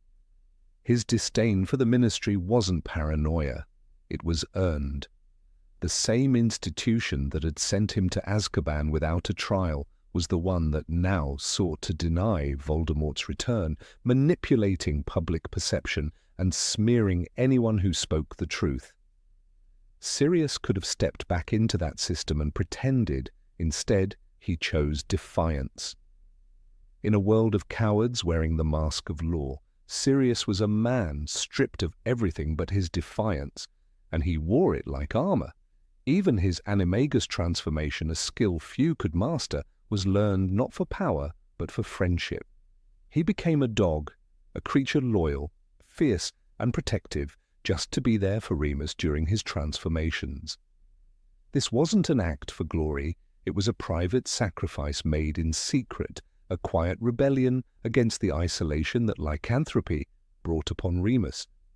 Again and again Sirius chose the harder path. He wasn't perfect. His temper was quick, his judgments sometimes clouded by emotion, but even his flaws came from a place of truth. He felt deeply. He loved ferociously. When he lashed out, it was from wounds that never truly healed. He was a man made of fire and scars, not bureaucracy and masks, and that made him dangerous to those in power. Dumbledore understood Sirius's value, but also feared his recklessness. The headmaster knew that Sirius would never play the political game. When others hesitated, Sirius acted. When others lied, he spoke the truth, even when that truth cost him everything. "You are less like your father than I thought," Dumbledore once said to Harry. But in many ways, Sirius was more like James than anyone else, reckless perhaps, but utterly unwilling to compromise where it mattered most. He could have used the Black family fortune to buy influence. He could have courted public sympathy after escaping Azkaban. He could have begged for pardon. But Sirius did none of these. He chose silence over spectacle. He chose the order over the ministry. He chose a life of quiet resistance instead of noisy ambition, because for him, power gained at the cost of truth was not worth having. During the Battle of the Department of Mysteries, Sirius fought not just for Harry, not just for the Order, but for the world he believed could exist, one free from corruption and control. His death was sudden, senseless and cruel. A moment of chaos that silenced a man who had lived his entire life trying to shout the truth into the void. "Come on, you can do better than that," were his last words. A taunt, a spark of bravery. He died not cowering or begging, but fighting. Even in death, the ministry tried to erase him. To them, he remained a fugitive. No apology was offered, no memorial was built. But to those who knew him, who saw him, Sirius Black was never a criminal. He was a man who said no to a system built on fear, a man who refused to be tamed, a man who understood that real honor comes not from recognition, but from the choices no one sees. Remus Lupin wept for him. Harry grieved him like family. And Kreacher, the old house elf, poisoned by generations of hate, eventually came to honor him too. That perhaps is the legacy Sirius never got to witness, the slow healing of the broken places he left behind, a world that thanks to people like him would eventually learn how to be better. The tragedy of Sirius Black is not that he died young or that he suffered, it's that so few understood the nobility of his choices while he lived. He wasn't loud about his principles, he didn't brandish them like medals, he simply lived them stubbornly and unapologetically until the end. And in a world where masks are worn like second skins, that kind of honesty is the rarest magic of all. Number 22, he never betrayed his younger self. There are few characters in the Harry Potter series who carry the same fiery, rebellious spirit from youth to adulthood quite like Sirius Black. Where others mellowed, became cautious, or even embittered with time, Sirius remained defiantly himself, unyielding, passionate, and fiercely loyal. Even behind the bars of Azkaban, he never let go of the ideals that had defined him as a young man. And that is why, of all the adults Harry meets, Sirius is the one who most vividly reminds us of the power of staying true to who you were. As a student at Hogwarts, Sirius was part of the notorious Marauders, a group of 4 Gryffindor boys who were equal parts brilliant, mischievous, and daring. Alongside James Potter, Remus Lupin, and Peter Pettigrew, Sirius helped create the Marauders Map, a masterpiece of magical ingenuity that could track every soul in the castle. But it was more than a clever prank. It was a symbol of youthful rebellion against authority and injustice. They were not simply troublemakers, they had a code. They stood by each other, they protected their own. And at the heart of that pack was Sirius, bold and reckless, but also deeply compassionate beneath the swagger. When he ran away from the pureblood fanaticism of his family, Sirius was only 16. He slammed the door on the oppressive ideals of the House of Black, choosing James Potter's family instead. It was a defining moment. Where others might have compromised, Sirius did not. He didn't wait to become an adult to make peace with the expectations of bloodlines or legacy. He made his choice early and never looked back. "My mother didn't have a heart, Kreacher," he once said bitterly. She kept it shriveled in a jewelry box in her room. That dry sarcasm was not only a defense mechanism, it was the voice of a boy who had chosen defiance over submission. But even more than his resistance to family, Sirius's defining loyalty was to friendship, to James, to Remus, even for far too long to Peter. That loyalty did not diminish with time. It hardened, calcified into something almost holy. When James and Lily were murdered and Sirius realized that Peter had betrayed them, something inside him shattered. He didn't plead innocence. He didn't run. He went after Peter with all the rage of a man who had lost everything and refused to let the truth be buried. And then came Azkaban. 12 years in that hellish prison, surrounded by dementors who drain all happiness, where hope dies slowly and sanity crumbles. Most would have been broken, many were. But Sirius survived with his identity intact. Why? Because he knew he was innocent. "I don't know if anyone ever told you," he said to Harry in The Prisoner of Azkaban. "I was the best man at your parents' wedding." It wasn't pride, it was memory. The memory of who he had been. And that memory gave him the strength to hold on. When he finally escaped Azkaban, transformed into a giant black dog and fled across the country, it wasn't for freedom's sake, it was for Harry. Sirius didn't flee to save himself, he fled to protect the last living piece of James. That's the kind of man he was. He hadn't lost his courage, his loyalty, or his belief that some things were worth risking everything for. "I would have died," he said, eyes burning, "rather than betray my friends." And you believe him. Because he means it. In Order of the Phoenix, when Sirius takes up residence at number 12, Grimmauld Place, his hated childhood home, you can see the cost of staying true to oneself. He is surrounded by the echoes of a life he rejected. The velvet drapes with the family tapestry. The screeching portrait of his mother. The house-elf creature who still mumbles darkly about blood traitors. But Sirius doesn't crumble. He mocks it, fights it, cleanses it. Even in the midst of war and grief, he refuses to let that house become his prison again. He sets fire to the lies of his ancestors, and yet the world around him has changed.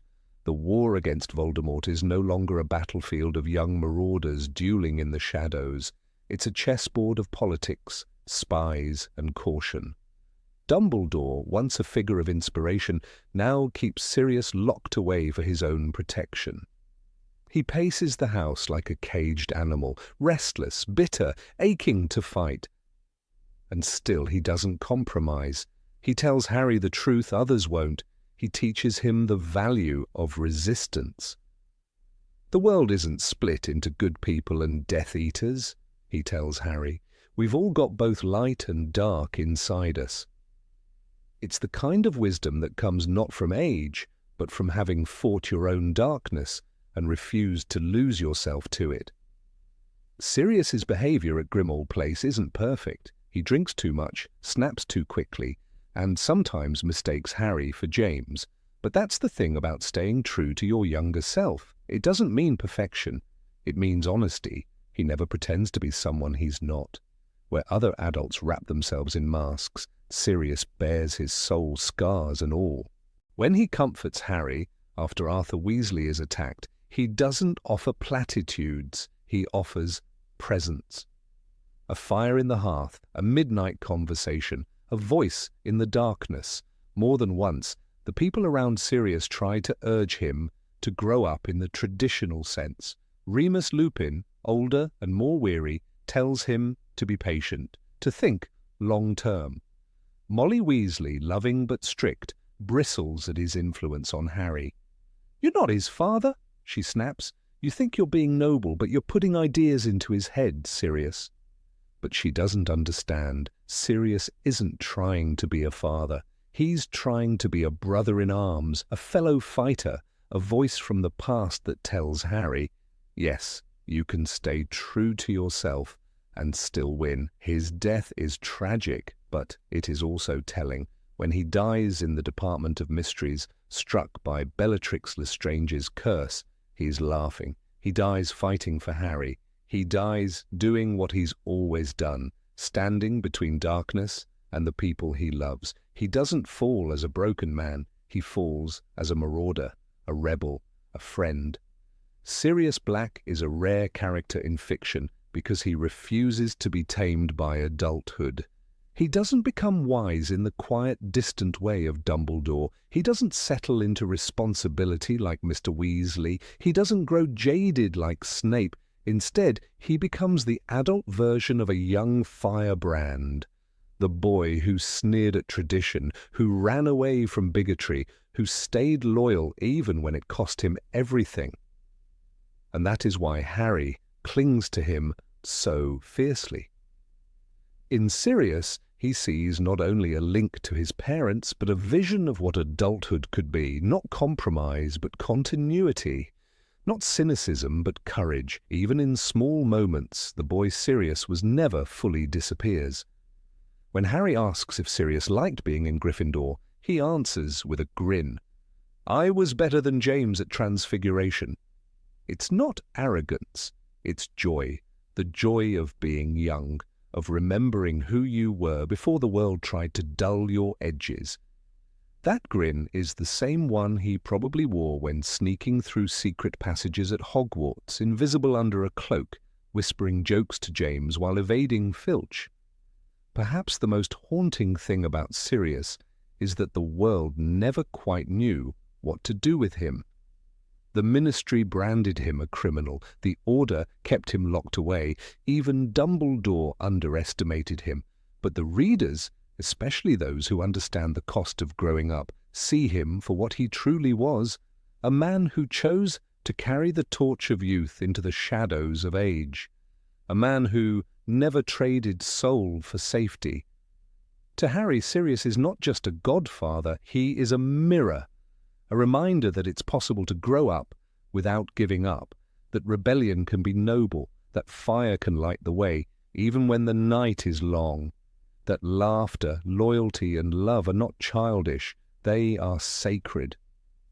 In the end, it's not that Sirius never changed, it's that he changed without betrayal.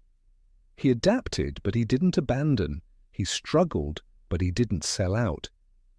And in a world where so many adults had become ghosts of their younger selves, Sirius remained gloriously, defiantly alive. That's why we love him.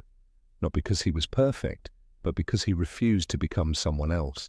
Because even when he was hunted, hated, and haunted, he stayed loyal to the boy who once ran away from home, laughed under the stars, and believed his friends could change the world.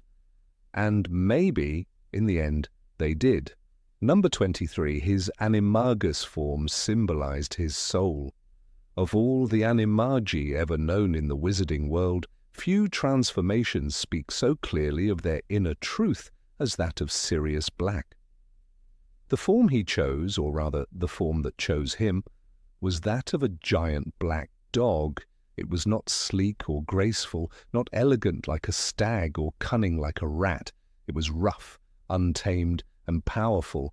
There was a darkness to it, something menacing and wild, and yet for those who knew it, there was comfort too, a sense of fierce protection. In this duality lay the very essence of Sirius himself, a man who bore the weight of tragedy, but whose heart beat only for those he loved. Sirius's Animagus form was not a random manifestation. In the world of magic, such transformations are deeply connected to the witch or wizard's core identity. The animal you become reflects the person you are inside, Professor McGonagall once explained.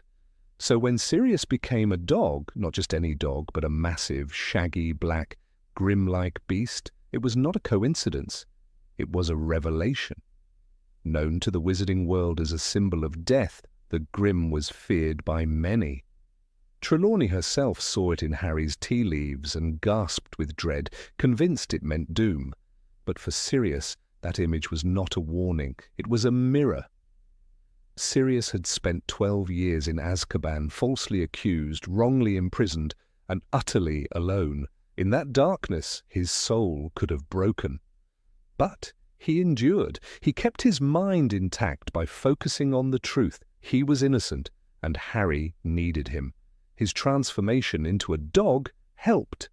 As he once told Harry, "The Dementors couldn't see me as a dog. It confused them. But I was less human then. It helped." Even in his darkest hours, Sirius remained a guardian. His Animagus form allowed him to retain a part of himself that still had purpose. He was a dog in a cage, waiting to be unleashed. Dogs in the Muggle world and the magical one are symbols of loyalty. They defend their pack, chase off predators, and give affection without condition. Sirius embodied this entirely. His loyalty to James Potter never wavered, not even in death. When the Potters were betrayed and murdered, Sirius's entire world collapsed, but his first instinct was not to hide or run, it was to avenge.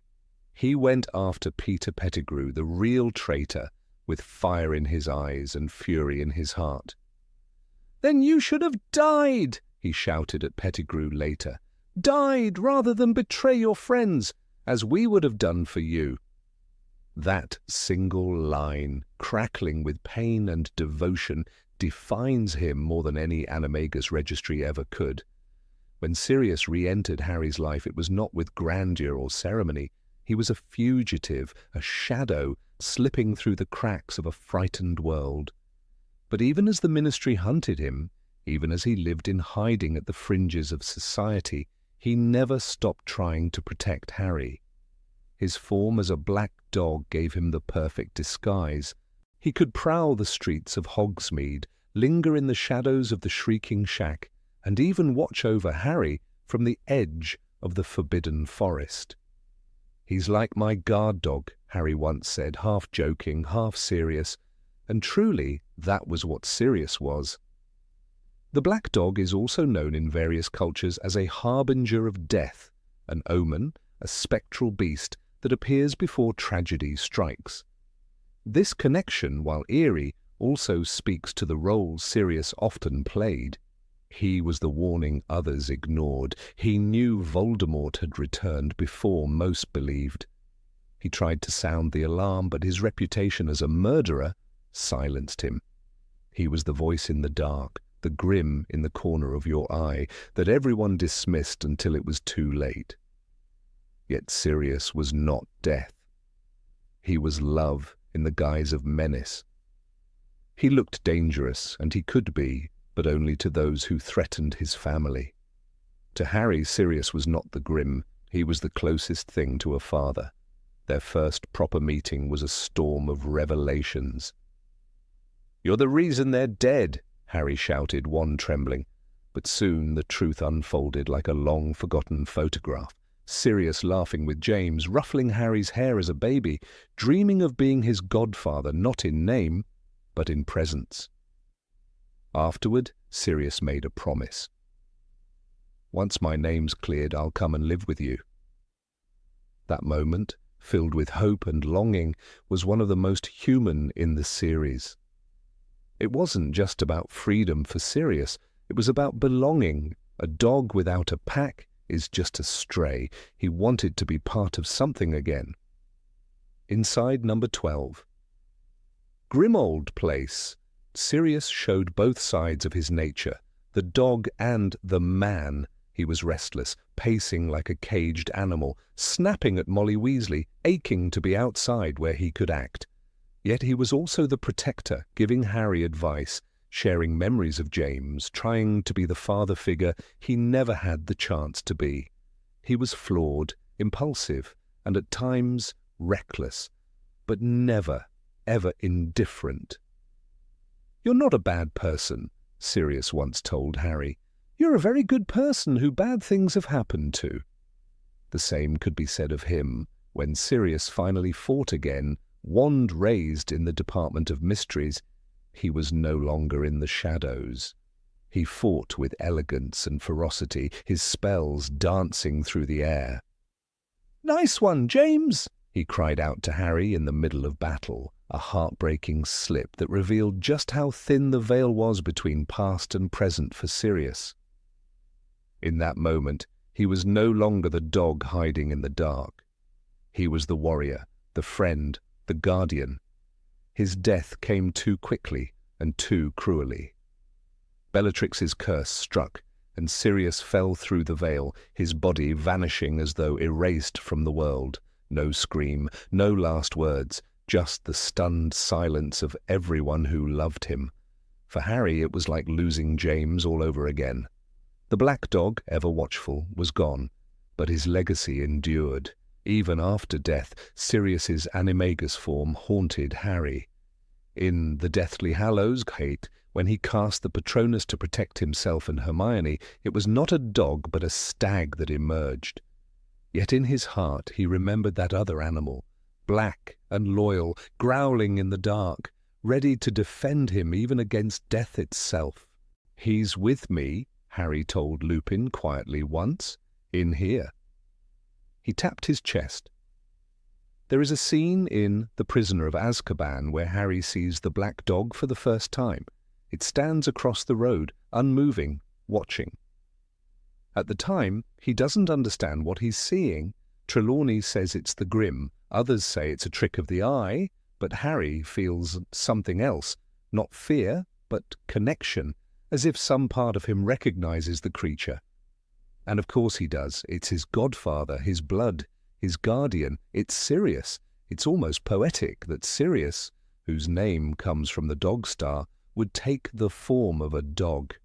Sirius is the brightest star in the night sky, and yet the dog it represents in myth is always loyal, always watching. Even when you can't see it, it's there, waiting.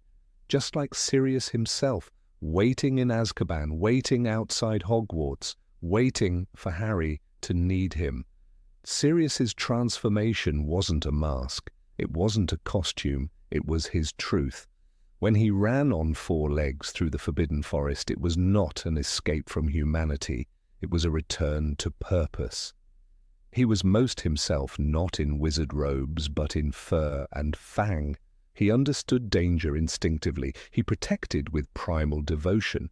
And when he growled, it wasn't just a threat. It was a promise. In many ways, Sirius never fully returned to being a man. His time in Azkaban stripped away parts of him.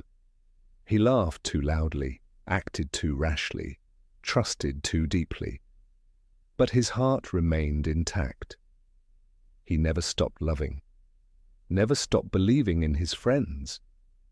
In that way, he was a dog to the end, faithful, fearless, and full of heart. People often underestimate the symbolic power of Animagus forms. They think it's just magic, just a trick. But for those like Sirius, it is a soul laid bare. The dog he became was not just his shield, it was his confession. He was tired of being misunderstood, of being feared. The world saw a killer, but Harry saw the truth. He saw the dog who waited 12 years in a cell just to keep a promise. The next time someone dreams of a black dog, they may think of death. But in the wizarding world, we know better. We know of a dog who fought against darkness, who ran through shadows not to spread fear, but to protect a boy with a lightning scar. That was Sirius Black, the Grim who wasn't death, but devotion, the growl in the night that meant you were never, ever alone. Number 24. He defended a house that hated him. The walls of 12 Grimmauld Place remembered everything. They whispered the names of those who had walked their halls, echoing old arguments, teenage rebellions, and pure blood prejudice, like the house itself, was a living testament to centuries of decay. For Sirius Black, stepping through the front door again after years in Azkaban was like reopening an old wound that had never properly healed. The cold, heavy air reeked of memories, none of them kind. He had once stormed out of this house as a defiant 16-year-old, rejecting the twisted values of the noble House of Black. But years later, forced by circumstance and duty, Sirius returned. Not because he wanted to, but because he knew he had to. Grimmauld Place had become the headquarters of the Order of the Phoenix, and Sirius, though still haunted by his past, opened its doors to the rebellion. He was offering his prison as a sanctuary. And it was a prison. Not just metaphorically, though it felt like one, but practically too. After his daring escape from Azkaban, Sirius was still a fugitive. The ministry considered him a murderer, the prophet painted him as a traitor, and even within the order, some regarded him with silent suspicion. Now, confined within the walls of the house he had once fled, Sirius was locked in again, this time by shadows from within. The most chilling of them all was the portrait of Walburga Black, his mother. Encased in a heavy frame, her magical image was cursed to remain and scream whenever disturbed. "Filth! Mudbloods! Scum of my house!" she shrieked, with every entrance, every footstep, every sign of warmth.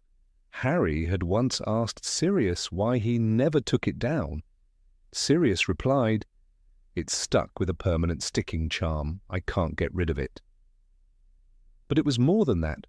The portrait was a reminder of everything he hated, and yet could never completely escape. The house was full of such reminders, the silver serpent doorknobs, the tapestry of the Black family tree with his name scorched off, the eerie heads of house elves mounted on the walls. Creature, the last of those elves, shuffled about the halls, muttering curses about blood traitors, sneaking away with whatever he could salvage from the bins.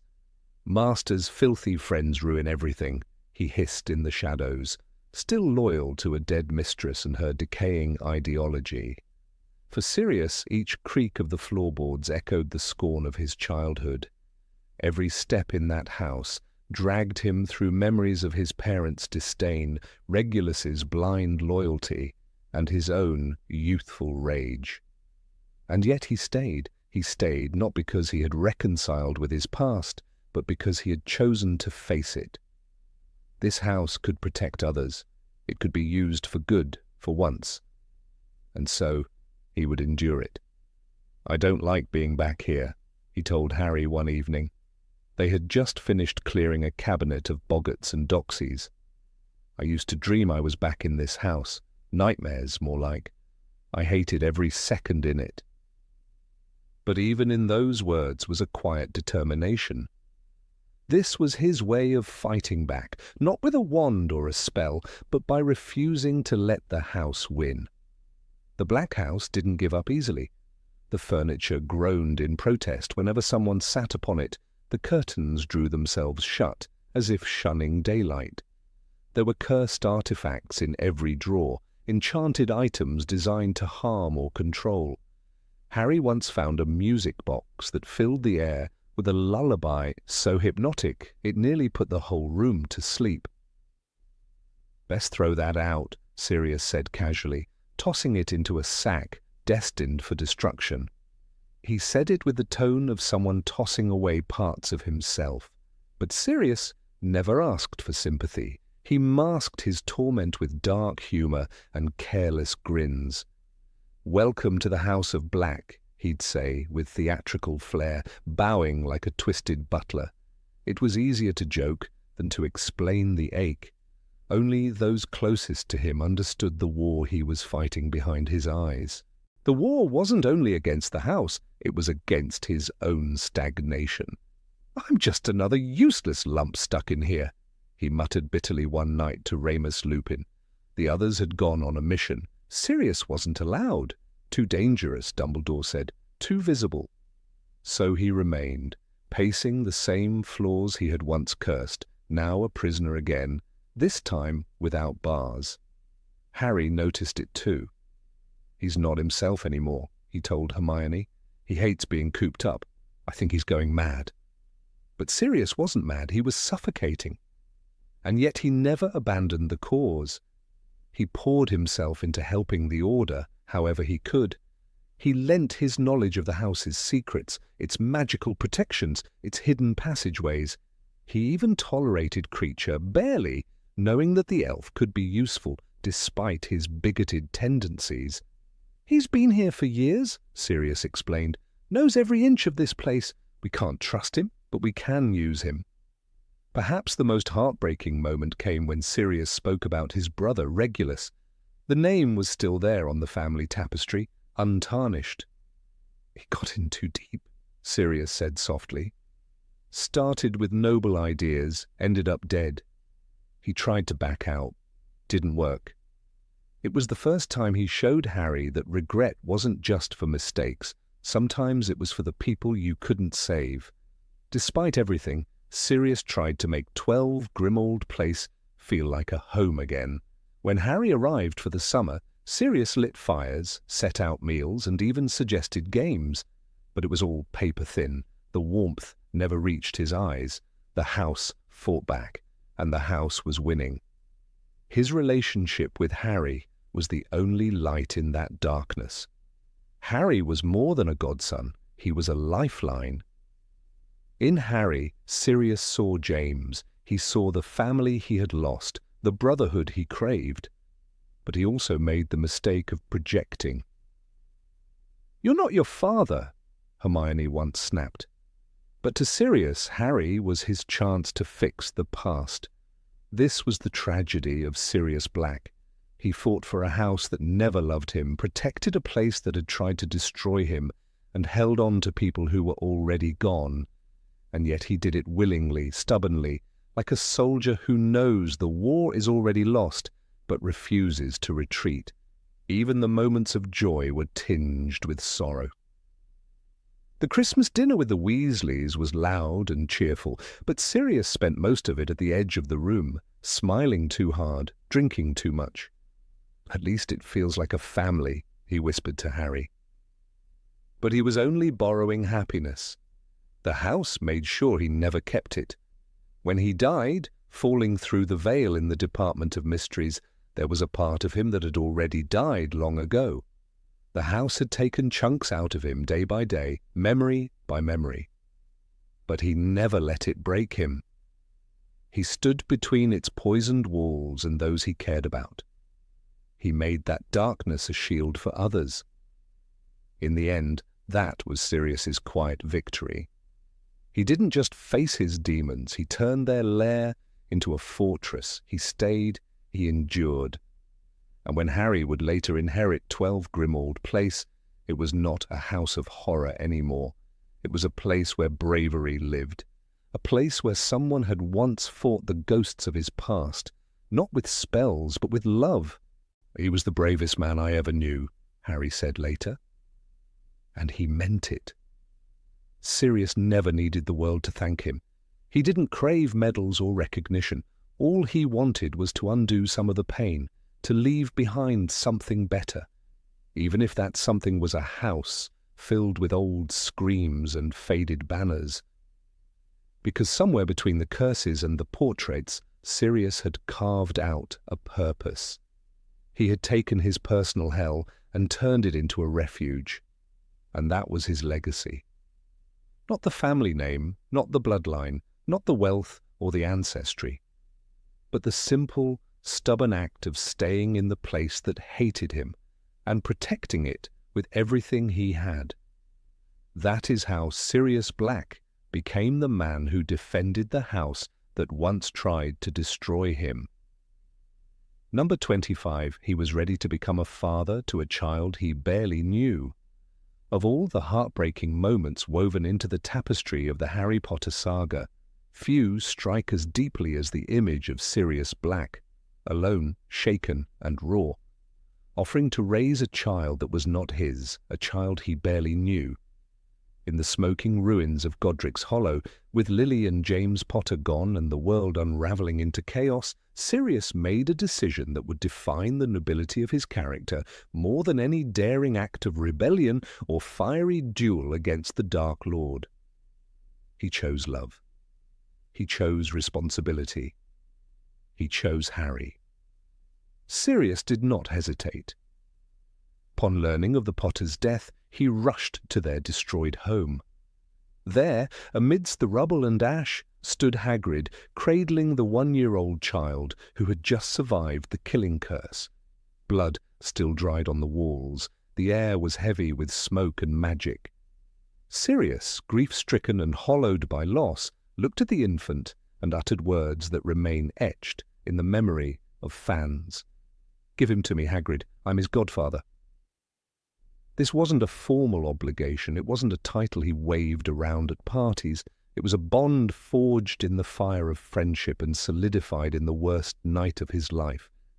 He was not prepared. He had no crib, no nursery, no plan. He had no roadmap for raising a magical child, especially one now orphaned and destined for a life more complicated than any wizard before him. But Sirius didn't care. The boy was all that remained of his best friends, of James, the brother he'd chosen, and Lily, the woman who had always seen good in him. Harry was their legacy, their light in the darkness. To Sirius, protecting Harry wasn't a chore. It was instinct. It was love. J.K. Rowling never gave us a long scene where Sirius rocked baby Harry to sleep or changed his nappies. But she didn't need to. The power of Sirius's offer lies not in the follow-through, but in the impulse. He stood in a world reduced to ruin and said, "Let me take him." He didn't ask for time. He didn't demand conditions. He didn't need to be asked twice. That kind of selfless, reckless love doesn't need evidence. It speaks for itself. When Hagrid refused to give up Harry, stating Dumbledore's orders, Sirius could have fought him, could have argued, could have demanded. Instead, he handed over his flying motorcycle, his most treasured possession, saying, "I won't be needing it anymore." A quiet, subtle moment that shouted his brokenness louder than any scream. He gave up everything he had left, his freedom, his future, even his identity, to do what he thought was right for the boy.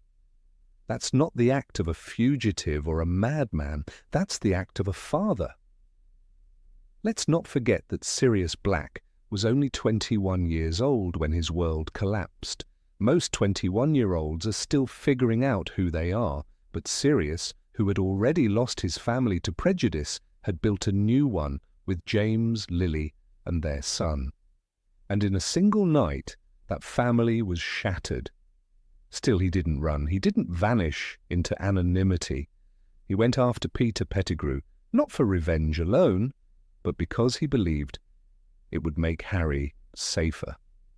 In his mind, killing the traitor would bring closure, perhaps even justice for James and Lily, and maybe, just maybe, a path to reclaim Harry. Yet fate had other plans. Pettigrew framed Sirius, and the Ministry was eager to condemn him without trial. Azkaban swallowed him whole, locking away not only a man, but a godfather, a would-be parent. For 12 years he rotted in that prison, tormented by the loss of his friends and the lie that kept him from Harry. But through all those endless, soul-crushing days, Sirius never forgot the boy. He never stopped loving him. That is a kind of devotion no Dementor could destroy. When he escaped Azkaban in Prisoner of Azkaban, it wasn't for his freedom. It was for Harry. He learned that Pettigrew was hiding as Ron's rat and that Harry was in danger. Even then, hunted and starving, Sirius's first thought was the boy. "I just thought he should know the truth," Sirius told Harry in their first real conversation. But it wasn't just truth he brought, it was a second chance. "You can come live with me," Sirius offered, his voice trembling with hope and fear. Harry's reaction? Pure joy. "I'll have a place to go, a real home." They were both aching for something neither had had in years, family.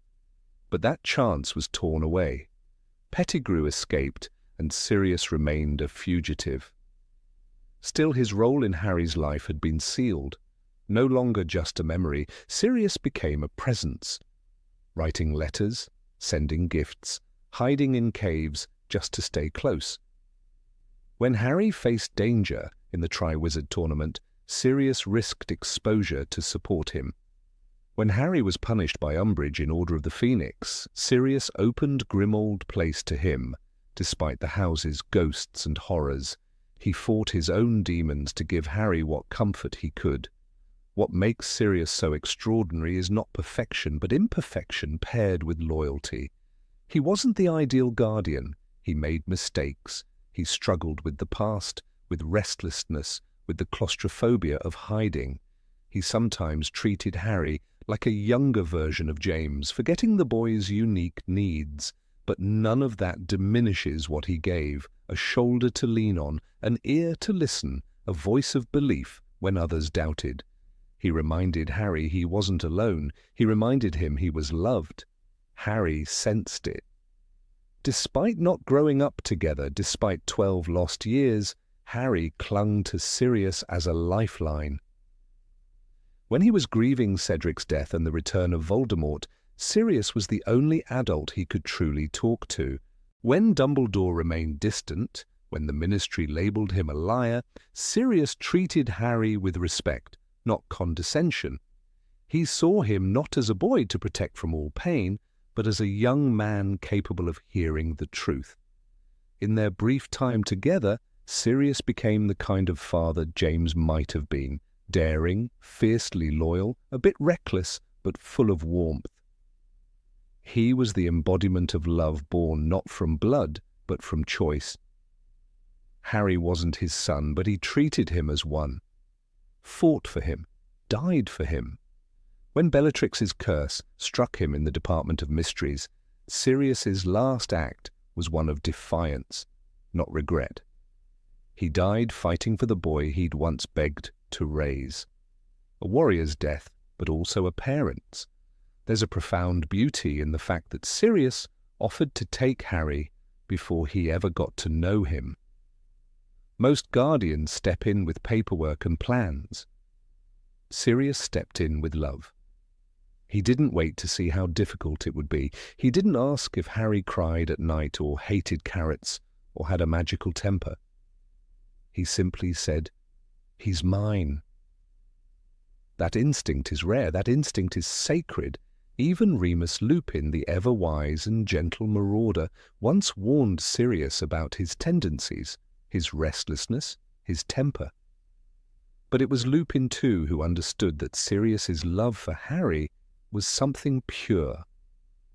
"He's the best godfather you could ask for," Remus once said, and it wasn't flattery, it was truth forged in shared loss. Sirius was not without fault.